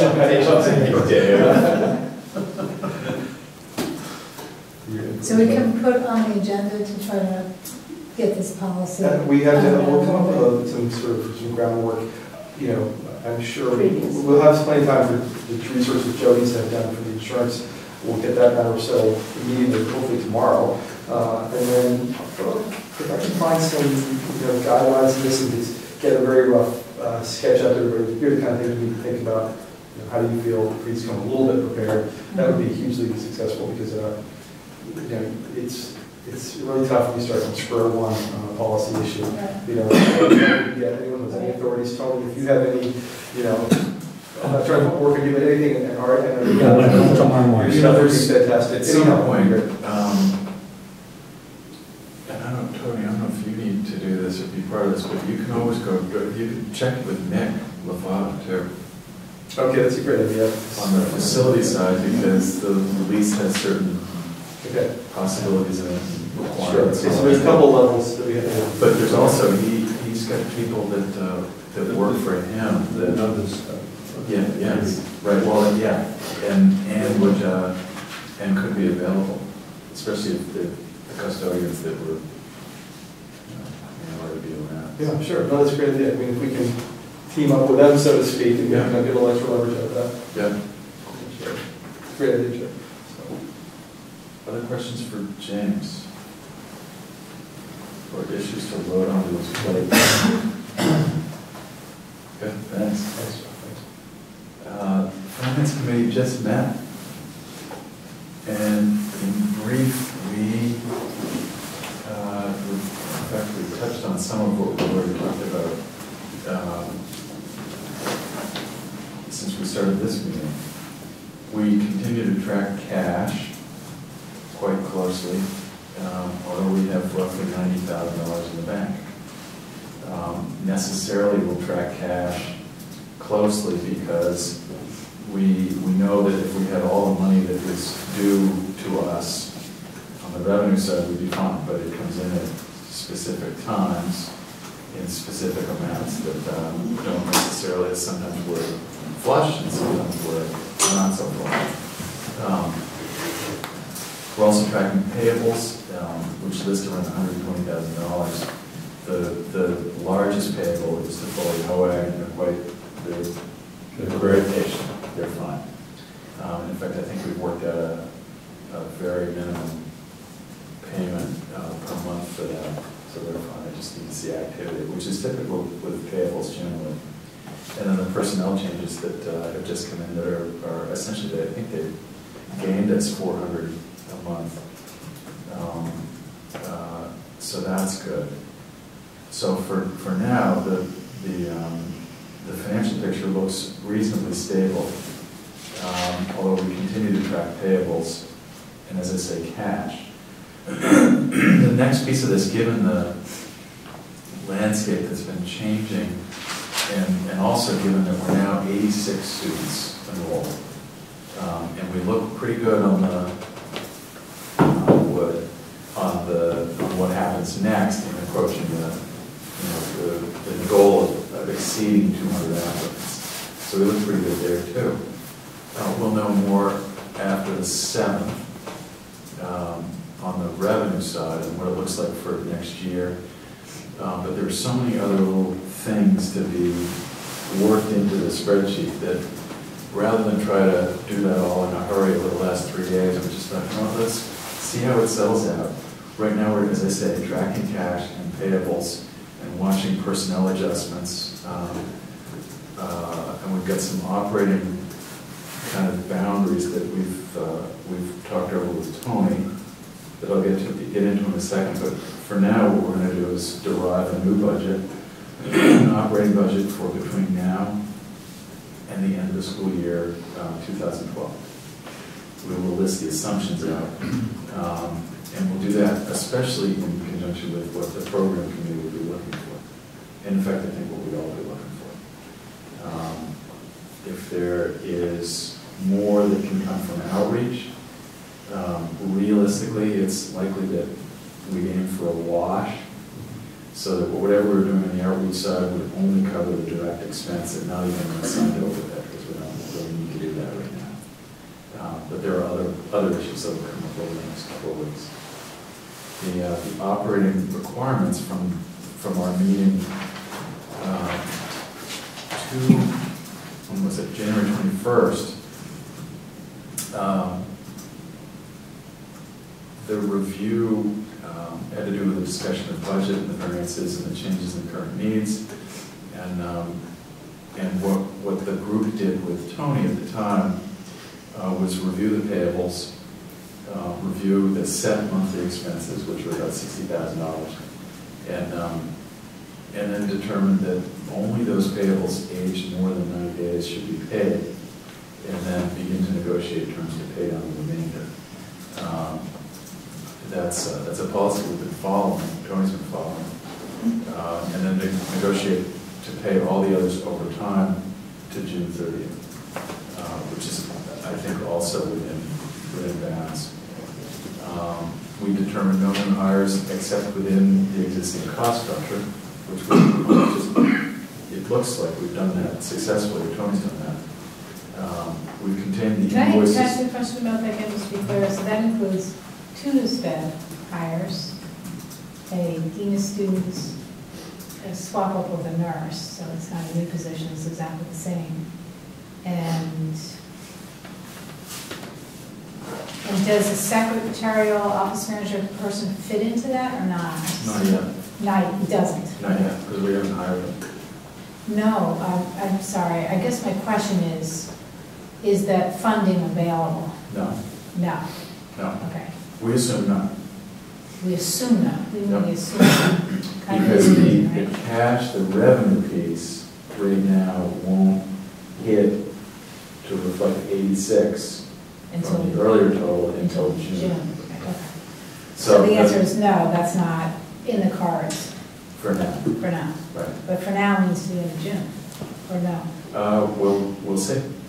Right now, so many things are shifting and changing that other things may free up. We don't know. That part of what we're going to do over the next couple of weeks is confirm the cash amount. And the reason that's difficult, it's difficult in any operation, but difficult especially in this one where we've moved systems a little bit. So Tony was doing some of it, the bookkeeper was doing some of it. Sometimes it overlapped, sometimes it didn't.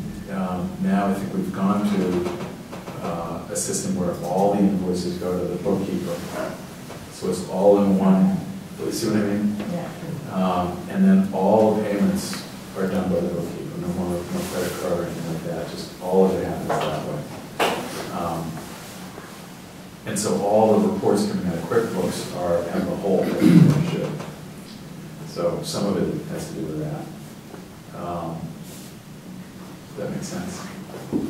So now we're given a number of different changes over the last 2 or 3 weeks alone. All right, so how does it all fall out? What's it look like right now? What are the actuals for February? We don't know that. We can't know that February either soon. Then the answer to the question may be, we do have some funds. We do have excess cash. And and we can reasonably see how that could hold through the end of June, what is it we want to do with it? Is it an office manager? That question's for the executive director. The larger budget, the bigger numbers going from here to the end of June 2012, that's a discussion Right, I understand. for the finance committee and then the board, or the finance committee doesn't matter. That makes sense? So, can I ask another question? It's a different kind of Yeah, question, no. but you don't, okay. It's a question I bring up often, which is grants, and I'm not offering to bring them. Or research them, or I'm sure Dave has Rapid disclaimer. A rapid disclaimer. I just thrown it out there, I don't know if, there's a parent that, I don't know, but I do know there are a lot of grants out there. I know one date coming up in April. And I do know, what I've heard from many people is you can't run a charter school or any school just on the money that you're getting. Every school's going after grants. So is finance talking about that in some sense? Absolutely. So Jane and I are planning to go to the Boston Foundation, probably sometime when our schedules allow, to have a discussion. They're very, very advanced in terms of resources. They may not be the money source themselves, but They're big charters. they are a very big Yeah. educational proponent. And so we will go there, and anyone else is invited to come along if you want, certainly. But just to explore what their resources are and where they can show us other things. If you have an April grant deadline, I'd love to take a look at it. So that's all the time. But certainly, There is, Tony, do you have that list that we got of all the grants? We had somebody, we had hired someone to write grants who was not that successful, but he did do the research. No, that's Which is half the work, exactly, or more than half the exactly. work. That'd be a great. So there is a spreadsheet that shows grants, what they typically fund. It's got all that great information. This is, in my mind, this is one thing where if we did want to really explore, some very current trends in curriculum. I know this is way off but really. Okay, well, Jay and I talked a lot about the full integration of arts in the program. Program committee is not my thing, but there's a lot going on out there right now in this area. And Peter Swan, who lives in Essex and is a very well-known finance person in charge for world, came in and talked to Tony a couple of weeks ago. Just the amazing work being done, just in terms of children that have just a different visual equipment going on, exactly. and how that affects their ability to learn. Exactly. And Art was, I think, weighed in on some other discussions. I mean, Peter Swan's not the answer to everything, but he's certainly got some interesting ideas about things. Peter's actually offered, I'll just throw this out to the board now, to work for us for $1 a year to explore these type of things. And the idea would be that if there was something that was an appropriate thing that he could manage, that would be part of his grant, things. Usually when a grant comes in, especially for a program, you've got to assign a manager to it as a paying position. So there's an idea. Just throw that out there again. Very preliminary discussions, nothing binding whatsoever. He is, I think, coming back this week or next week, and he wants to come and talk again and follow up and put a little meat on it, flesh this whole thing out and give us a better idea. When and if we have a document like that, I'll supply to the board. But there's a great way, instead of just having one board member, one individual here, to really leverage something, to have someone who spent a career doing that, along with your list. But I do agree with you, Amy. There's absolutely a lot of the work you want to do in uncovering best practices in any aspect of school and administration.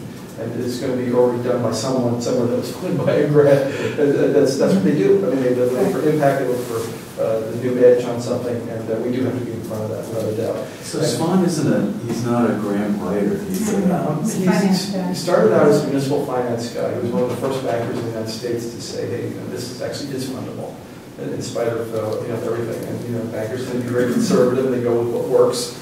And he really made a name for himself by doing this type of thing. So he's a very interesting. It's a very interesting program. But again, like me, he's coming more from the finance side of the world, not the programming side. So you have to vet everything he does to make sure that we're on track. Well, certainly, you know, it sounds like we very different conversations with Jay, but I mean, there's a lot of program stuff out there. You know, if we started looking at some of the grants that, you know, there would be some matchups Exactly. for. And in fact, there's so many that with grants, you have to be so careful because I think a lot of people see the possible funding money for a grant and they try to bend themselves in a weird shape so they can fit it. That's Right. just not the way you want to do it, in my experience. Exactly. It's just know who you are first and then look for the match out there. Right. That's the really successful way to do And it. then maybe with some like communication with like the parents group, we can find maybe some people that do have experience with it, if we're willing to help with it. It'd be nice to like get a subcommittee of the finance committee, a fundraising committee, because as we're all, you know, so many people are on all the committees.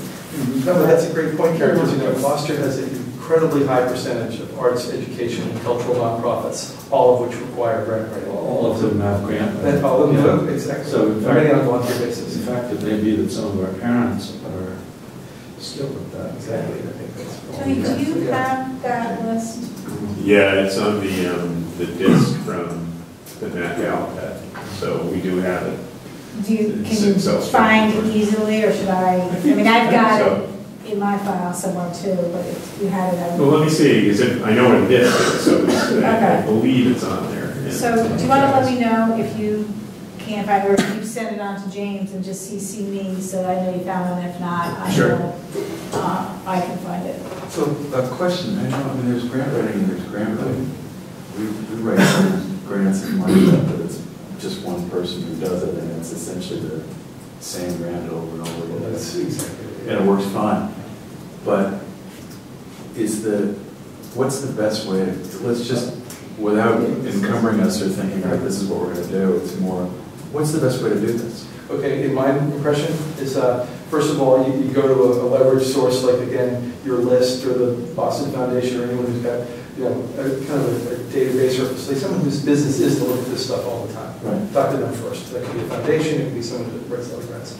And then, you know, fully recognizing that you may never get a penny for all the time, but put some things out there that seem to be fits. Say, we're interested in exploring this, you know, a certain, it's not just the public foundation or the Rockefeller Foundation or whatever, it can also be many private corporations Right. are extremely interested in community work. I mean, education right now is a huge, huge, huge issue for corporate America. Intellectual property, you know, keeping kids in certain areas. It's a very, very big hot button for them, so they're very interested in education right now. And so there's a lot you can do there. The key is to talk to the people that manage the grant process at these places. Get to know them, let them see you for a bit. Your chance of getting grant money the first time you do something, unless it's a grant specifically geared to help a startup that has never raised money There before. are, And there are, I mean, that's yeah. the thing with charters, is there Yeah. are these funders that Right. their whole thing is startup for charters. Exactly, and I think that's. And that's where I think we need to start. Right, so. Yeah, but there are other places, and just to finish my point is, Sorry. you really, to do this, to really have a good purchase in the grant world, you need to go out there and interview these people, let them know you, keep them posted. I mean, it's a very long-term Yeah. process. But, you know, once they, and then I'm generalizing like mad right now, so please forgive me, but typically, unless it's just an implementation grant, like the startup grants, if many foundations will really stick with you if you deliver the impact that you promise. And of course, it's a competitive world, they look good if you're doing your job well. And that's really how you keep a good grant entity on your side. And so in that respect, it's a long-term process. I would never say that, you know, I'm hanging my hat on this, but it's something that we can certainly begin doing and hope to have some modicum of success at some point. Is the Structural. Isn't it the Essex Foundation? Essex, okay, the local, the Essex Community County Foundation, Yeah. they have grants, they made a strategic decision about 6 or 7 years ago to, rather than to fund programming, they are funding capacity now. So let's say we But were I thought interested they in had, training. in the guy we met, didn't they talk about having people there on staff who would help direct you towards grants or big? Well, absolutely, yeah, they have a whole list of like private foundations, law Right. firms and run foundations and stuff. Tend to be, you know, regional, but that's a resource I've already talked to them about, Okay. what they have, and I think, no, that's okay, that's a great question, I'm glad you're asking the question. They are, you know, right now they sort of have their focus, and they're trying to get a little more with education. They do an education fund meeting once a month and everything. And again, I don't want to dominate this conversation, but they are resources like the Boston Foundation, except the Boston Foundation is about 500 times bigger. And there's really been quite a lot of work. The Essex County Community Foundation is, if they're funding things, they have, like if we were trying to develop a new idea about special education or something, they might be interested in taking a piece of that. But their grants are really small. And that's not a bad thing, but it's just what they're funding is not the real program itself, but the investigation of the program, how to build capacity to deliver that program. So the implementation. So if there, I mean, there's a,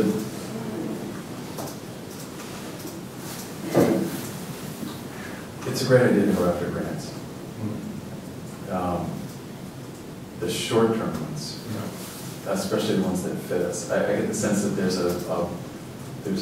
there's board activity required to do what you're talking about, where it's going, as you and Jay sound like they're going to do, and even some other foundations who begin to build relationships there and leverage off the ones that you already have. Is there any sense to hiring a grant writer? Because the other thing to do would be to put in a grant to the one or two smaller foundations that I know of that will listen to and entertain a proposal to hire a grant writer. Because there's great leverage. Capacity building. Right. Yeah. If it's part-time, if it's bounded enough more than, depending on what the cost is. I think it's, personally, I just think it's a really, unless somebody wants to take it on, it's a big job. I've done It it won't myself. happen. We've been talking about this for a year. Thank you. It won't happen. Right. So Thank you. set that aside. So now the question is, We didn't have James. can we, so is this a $10,000 expense that we're looking for? Because we don't have the money to do it. Right. Assume that for now, it'll be correct for another month and a half or so. Just wondering, Joe, is that, and you may know more about this than I, but in the construction business, there are things like there is a term called a performance clause. So it could serve as an incentive for a grant writer. Yeah. That if you get a $150,000 grant, you get 10% if you Not get. allowed. It's not? No. It's an hourly fee or a contract fee, but it cannot be tied into whether or not you Can't be tied like that. No. Now, having said that, now the question is, all right, so what's a grant writer? How long does this take? And what's a grant writer get paid? In my experience, hiring them on the healthcare side, not expensive. And there's a lot that happens. There's a lot of leverage because you're essentially writing the same grant adapted to a different. Right. It's a lot of cut and paste work. Each time, but you're saying the same thing over and over again, which is fine. But that's your concerning me, I think, is stuff that is built for and designed for, and sitting there waiting for a first year or, The first money's year. just sitting there, waiting for us to ask for it. Okay, so why don't we? And we had a year. This is for next year. This is So, planning for next year, right, building so capacity. a 1 or 2 page grant to 1 or 2 of these foundations that I can identify for you. And I bet James, for the price of a breakfast somewhere, would be happy to show you what would go into a simple letter that says, this is what I'd like to do, and it will cost us $12,000, $8,000, $400, I don't know, whatever it is. And just determine, and then that's it. Then it gets done. Then the money comes in and someone hires a grant writer. So the next question is, we probably have to be So a who's doing that 501c3. piece? Which Yeah, piece? we would need to be a 501c3. Or not? And I did see an email that came out of Foley. I think about- most of that paperwork is pretty. Actually, it's funny, it used to be very, very difficult to get a 501c3, and there was a very, very long, detailed process, so that they streamlined it considerably. David Brooks at Barhaven got one in 3 months, about 2.5, 3 years ago. So it can be done. I know another group that after 5 years has still not received theirs Well, I yet. think a lot of the work's, Well, I was friends at a lot of the work's Essex. been done. Well, in Essex County Community, yeah, but I don't think it's been, the work isn't the time. The other thing is we can find a fiscal sponsor agent Right. if need be. ECCF would Yeah, I have think we'll do something that in a second. that would have some, a mission. And that that's would- the almost easier way. Well, that may be the next thing to do.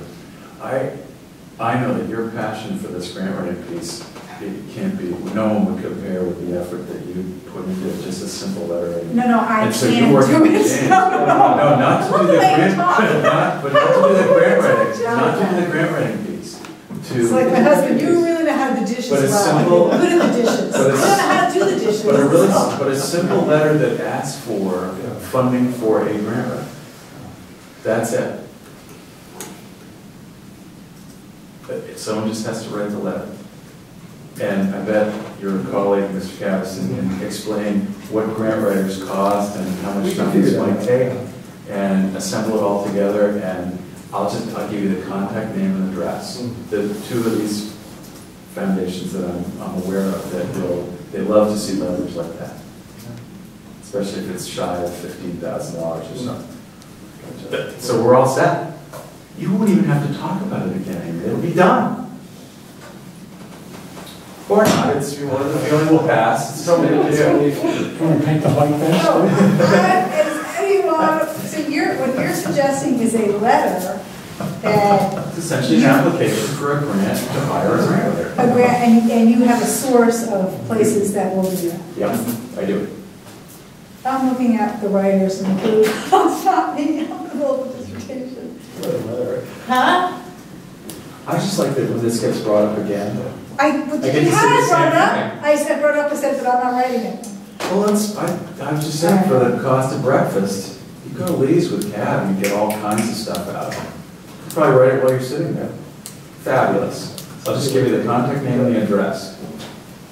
Any other questions for the finance committee chair? Yeah, the finance committee can deal with it. The other thing is, it's a good policy and procedure to start getting into the practice and habit. You're absolutely right. I mean, not only is it a great way to fund new initiatives in school, but it's just something good to get into the practice and habit of. It's another source of financing that's available. It keeps you current on things. It's just a great exercise in habit. Right. This is, by the Something we way, need to do. and this is a piece where the governance and the leadership are bumping into each other. Having said that, it's a discrete task, we hope.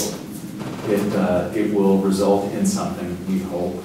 And then implementation, because there's so much leverage to it, it's basically saying, here's the $7,500 to hire a grant writer.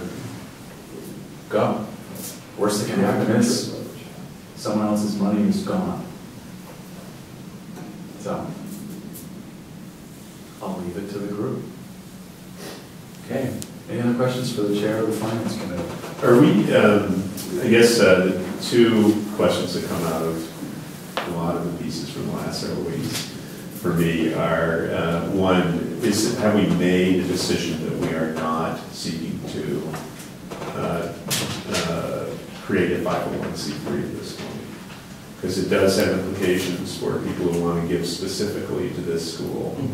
And that there is a cost to it, both in terms of resource of time, people, and/or a law firm, if that's who's going to put it together. Because we started this, it's one of these things again that's sort of been on on again, off again, started, stopped, and so I'm just curious about, is this a question that goes to the finance committee, and that's where that discussion happens in terms of, because you can set up, you can work with another organization. I wouldn't want to have one. I don't either. It's an excellent, facility to have. It opens up a lot of things.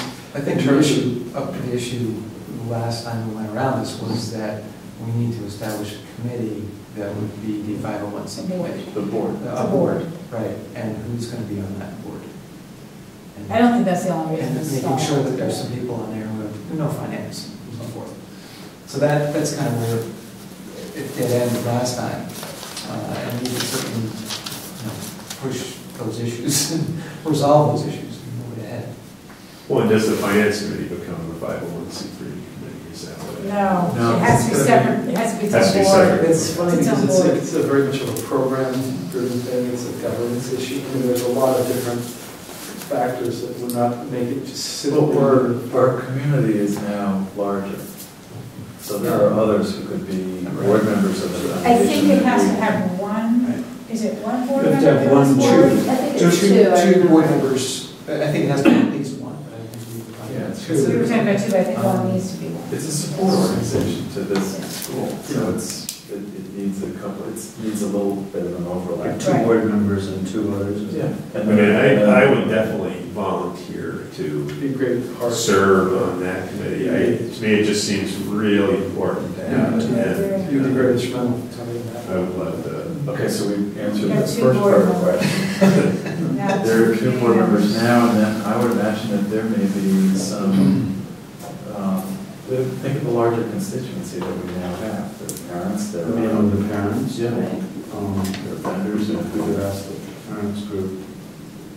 Yeah, there's Peter Brown, who I have this ongoing conversation with, or some other former board members that we will bring And now there's back. like an actual, like a more organized parents group that makes it a much more. Or easier to get soundings. Right, to go through you and reach out. To having personnel for that committee, we want to have some people who have finance background. Right. That's right. Peter Brower There's some would reporting. be excellent, obviously. Yeah, Would you be willing to ask him?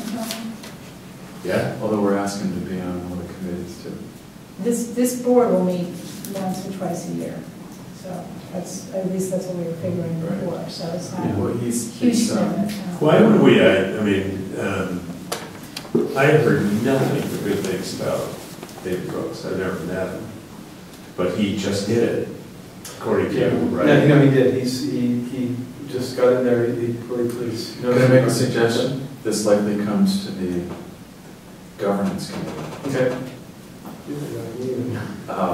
Yeah, because I believe they one started of meeting those 15 minutes ago. profile needs. That was. Yeah, so that's, but the good news is we're not stuck in the same bind we had about a year ago, which was, geez, you know, only so many of us, and who else do we know? Well, we know a lot, there now. Sounds like the same old suspects to me. Although there's some new ones, and there's a parents group that we could list out, and there are a bunch of people, but I think the finance committee has it's kind of a. So the governance is going to strain. figure this out. So the other one, which falls in the same area, is that basically we're operating on a cash basis right now, which was actually never intended in any of the budgets that were ever proposed for the school. We were on an accrual basis. Meaning that in terms of how in handling or doing the things we need to do, we're only doing those things that our immediate cash on hand allows us to do. So no, I didn't mean in terms of accounting. But that this is not something that was ever part of the plan in terms of any budget that was ever proposed. As I mentioned earlier tonight in the Finance Committee meeting, most charters have a credit line of anywhere from 100 to 200,000, depending on the size of the school. And as they plan out their budgets, where those shortfalls in terms of cash occur, because they occur in every school's budget. And so it's another piece where I'd like to know that we have a plan. At the moment, this may not be possible to do it for various reasons in terms of where we are in our own budget year and in those payments from the state. But that it should be something that feels to me that needs to be on the calendar. We know who's going to drive it. Which is the 501c3? No, now moving to setting up a credit line for the school. Well, Because we know even in next year's budget, unless there's some miracle that takes place, there are likely to be periods of time where even Ingrid, which we had. We'll see how that falls out. Once we see the full budget. We'll see how I think, yeah, if we could wait until we have that idea about what the enrollment will be and so we have nailed down the variables, I think that's exactly the kind of thing that Peter Spahn would be helpful with. Again, he's done that. He's a professional at it. He's very seasoned. And I think probably even he would advise us right now, well, let's see how next year. Because again, it's another thing, just like the grants, it's a thing that requires relationship development that takes some time. So I think we'd want to have that new budget down in place first, or whatever the budget is that we'll have after we have one, and then take it from there. But I think that's, at that point, it would be very appropriate to go after that, Tony. I agree with you totally with that, but that's something to pursue. If we have someone who can do it without taking time from us, it's worth exploring. And I think he's the first one who did it, one of the first in Well, the that was country to his- do it for multiple. Yeah. He has set up the design for it, Yeah. I think, so. Well, he does have a leader finance guy, so.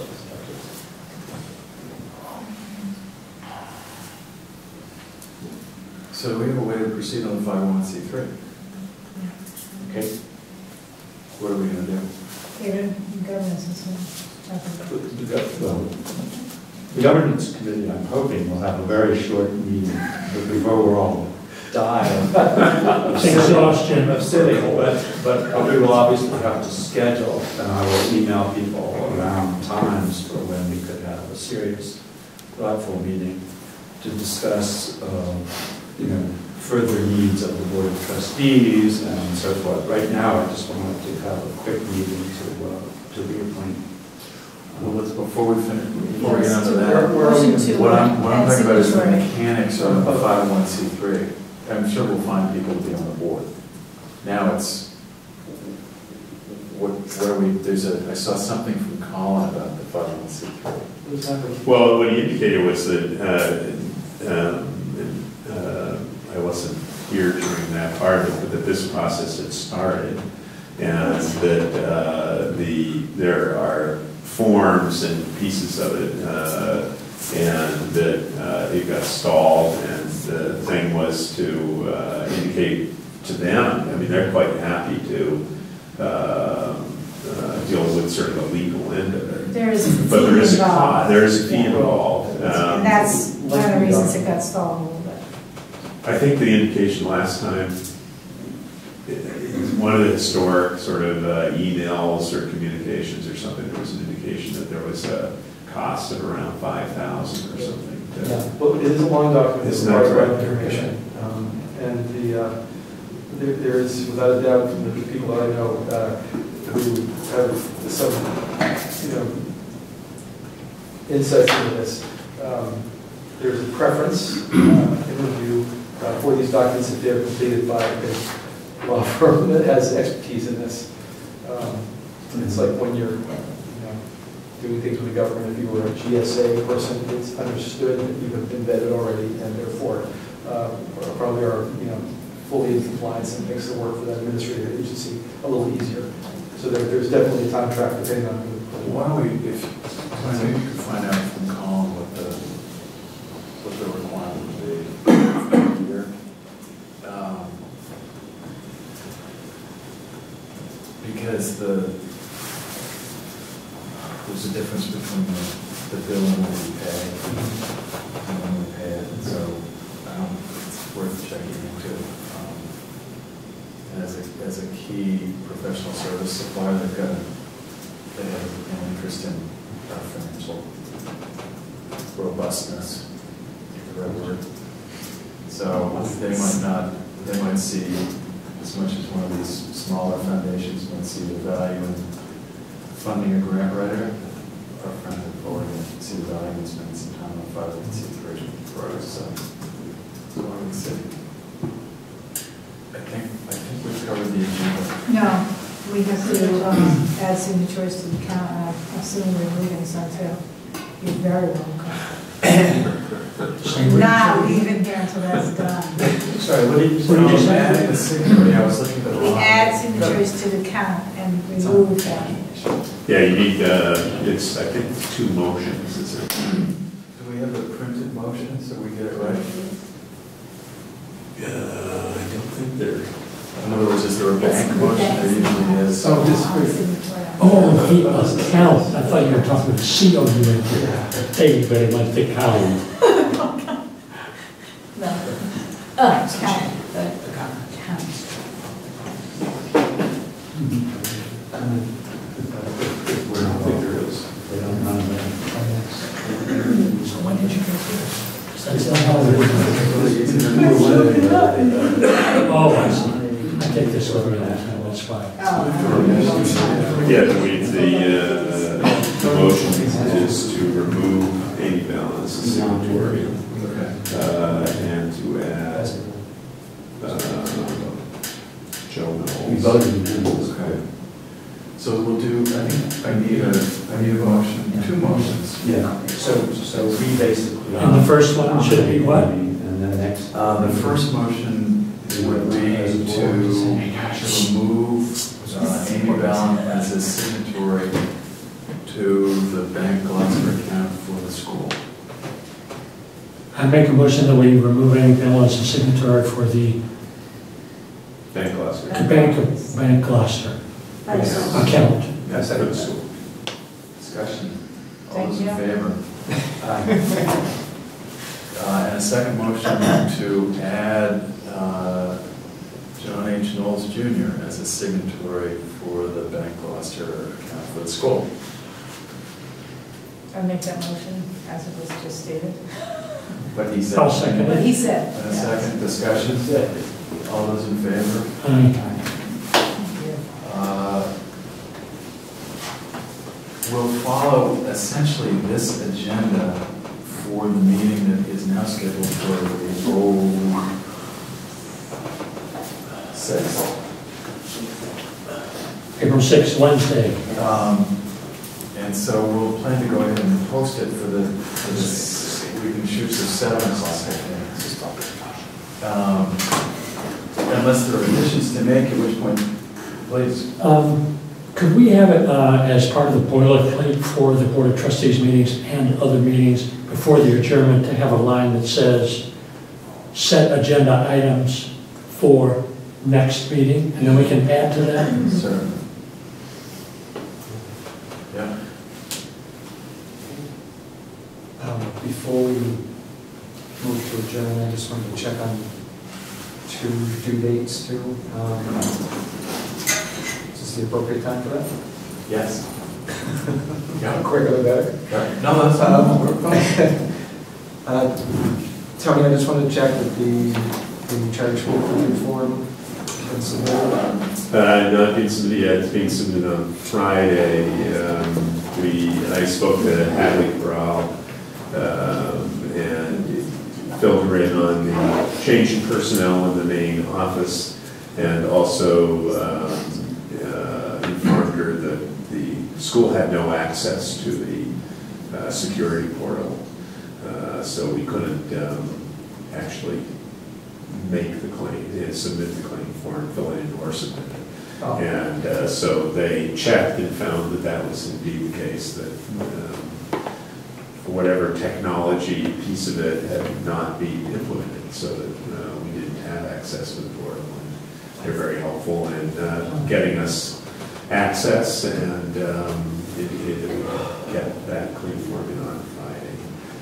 And for similar reasons, same with our accountability plan, that those would be, were fine to come through on Friday. Okay. Thank you. 2 other items to add to the agenda for next time. One is an update on the 501c3. Thank you. And the other is an update on the grant application for the grant writer. So, because I think that's, No, finance committee. oh, no, this is the general agenda for the board. That's not for the board. So there's a price for getting that signature removed, isn't there? No, I think it's a great idea. It's great. Once it's done, it's stuff comes back. And just to confirm again, because it came up in the conversation with the commissioner, to make sure that we report the departures and the arrivals of the folks. Any other issues? Well, the motion to adjourn. As this motion to adjourn is passed, I would ask that the governance committee not leave, because we have like 2 minutes of business. Great. Do I hear a second? I would second the motion to adjourn. Discussion. All those in favor? Thank you very much. Thank you. Would you like one? See you, Karen. James? Yeah, James is. Thank you for saying. Tony, I'll see you in the morning. I don't think you need it. Thank you. No. just so I can. Yeah. I'm not sure. I haven't talked to you. I think we do a program. Maybe you want to be helpful on this. We were just, it came up in the email. Well, I have a point of information to settle before we do anything. I can call the meeting to order, and will. I now call the meeting to order. But let me start with an important piece of information, which I still don't have the answer to, which is that is the governance committee a nominating committee, which produces a name for a board nomination, which then goes to the full board for approval? Is that our setup constitutionally? I mean, none of us seem to actually know, and Dave and I were just talking, we think we're a nominating committee, and that therefore, in the next 2 minutes or so, I will entertain a motion to nominate Amy Ballin as a board member. And we will discuss that, and if we approve it, then basically we'll pass the nomination on to the board. That's a recommendation. That's a recommendation. That's So I just wanted everybody to understand. I just wanted everybody to understand what we're doing since it was unclear. Do you think it's really necessary to renew a term, though? It seems like it's just a board vote to renew a term. It's not renewed. It's not renewed, it's renominate and vote. Yeah. I think that's the whole It seems like concept. we should probably do this according to Doyle, probably. Yeah. Okay, so, Term limits. So, but then we can confirm with the bylaws, what I know it's laid out. I don't know that it's laid out according to the governance committee, but I know it was it's for laid the out. trustees committee. Right. And so there was a whole lot of, But that's what we can figure out. but assuming all that, so we're now in session, and I would like that motion if any of you would offer it, please. I'll be happy to nominate Amy Ballin for another term as a trustee of Charter. Second. Discussion? Discussion. I heard Amy say that she doesn't want a full year. Not necessarily a full term, but not even a full year. Well, I can talk to her. Okay. Perhaps about that, about what the exact time would be. That may impact other decisions too.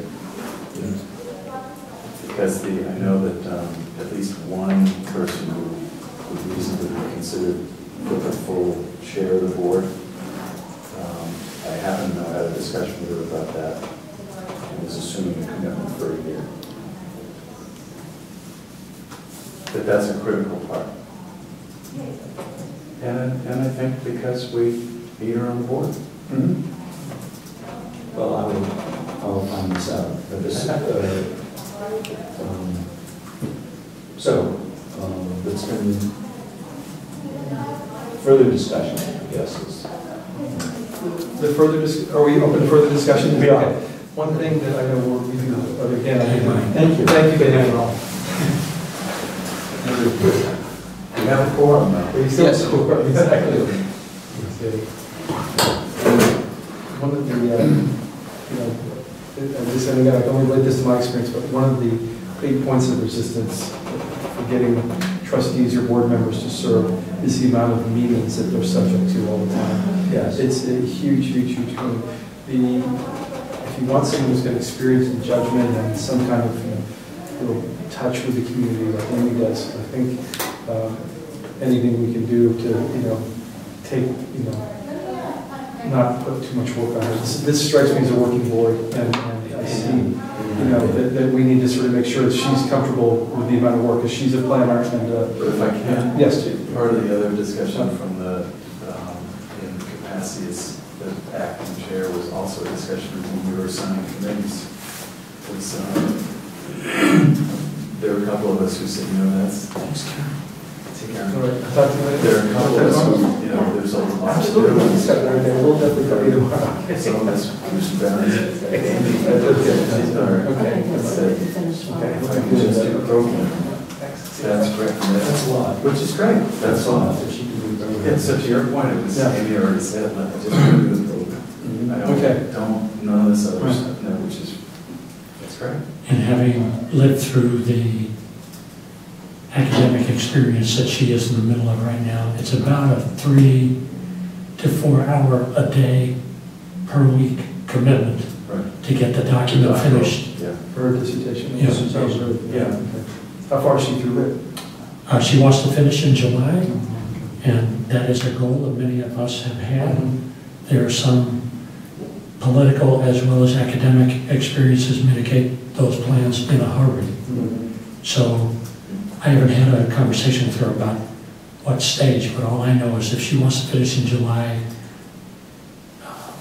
the document has to be in Leicester University's library probably no later than April 15 or 20. Oh, gosh. And she has to have her final hearing and. So I don't know any more than, that's guesswork. I know what my experience was, but it's less than easy.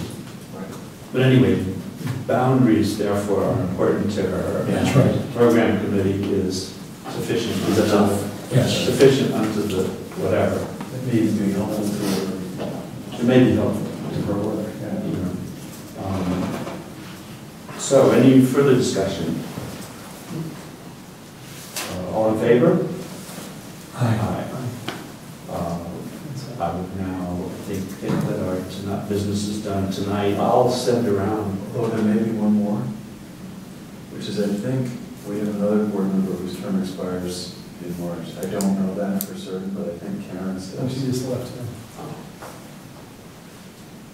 Now, having said that, we can still adjourn. I'll check on him. Yeah, On what she wants to. I think that may be Yeah. more important. Right, okay. So I would love to hear a motion to adjourn. So moved. Are we going to, before we do that, are we going to establish our next meeting or? Good idea. It could be a good idea. My calendar is complicated. I sent James It's pretty tough. a I summary. should have brought it with you. I Well, apologize. we're talking about April, are we not? Oh, are we talking about April? I think we need it in March. Before March? Before the end of March? There's a question as to the chair. Yes, there's further board members and sort of what we may need is a topic that we recommend. And also the question about the chair that you raised. So maybe we should. It is preferable to do something much this. I think putting the meeting though, Even the last bit. yeah, backing these up right before the trustees meeting is, Yeah. it's too tight, it's really not good for preparation and it's not a good practice. Okay. Like that's over New York, it's But end of March, even that, whenever that week is that. Week of the 28th is the end of March, 28, 29, 30, 31.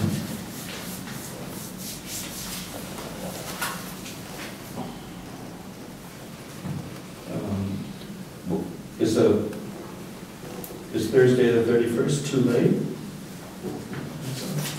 Does Thursday work for you? Well, sure, absolutely. If it's Yeah, works before for 8 me. o'clock or something, if we can do it early, that would be great, Before 7, before 6? Whatever's early is okay. Whatever's good for. Would 6 or 7 work for us? 6 is fine. I'm fine, Yes. 6 or 7. Either one of Let's those. say 6. Yeah. Yeah, Okay. 6 is great. I'm amazed. This is a lot easier than I thought. Face to face is always better than meeting now. It is. Okay, 6 o'clock, governance, and I'll post it and all that stuff. Mr. Chairman, very efficient meeting.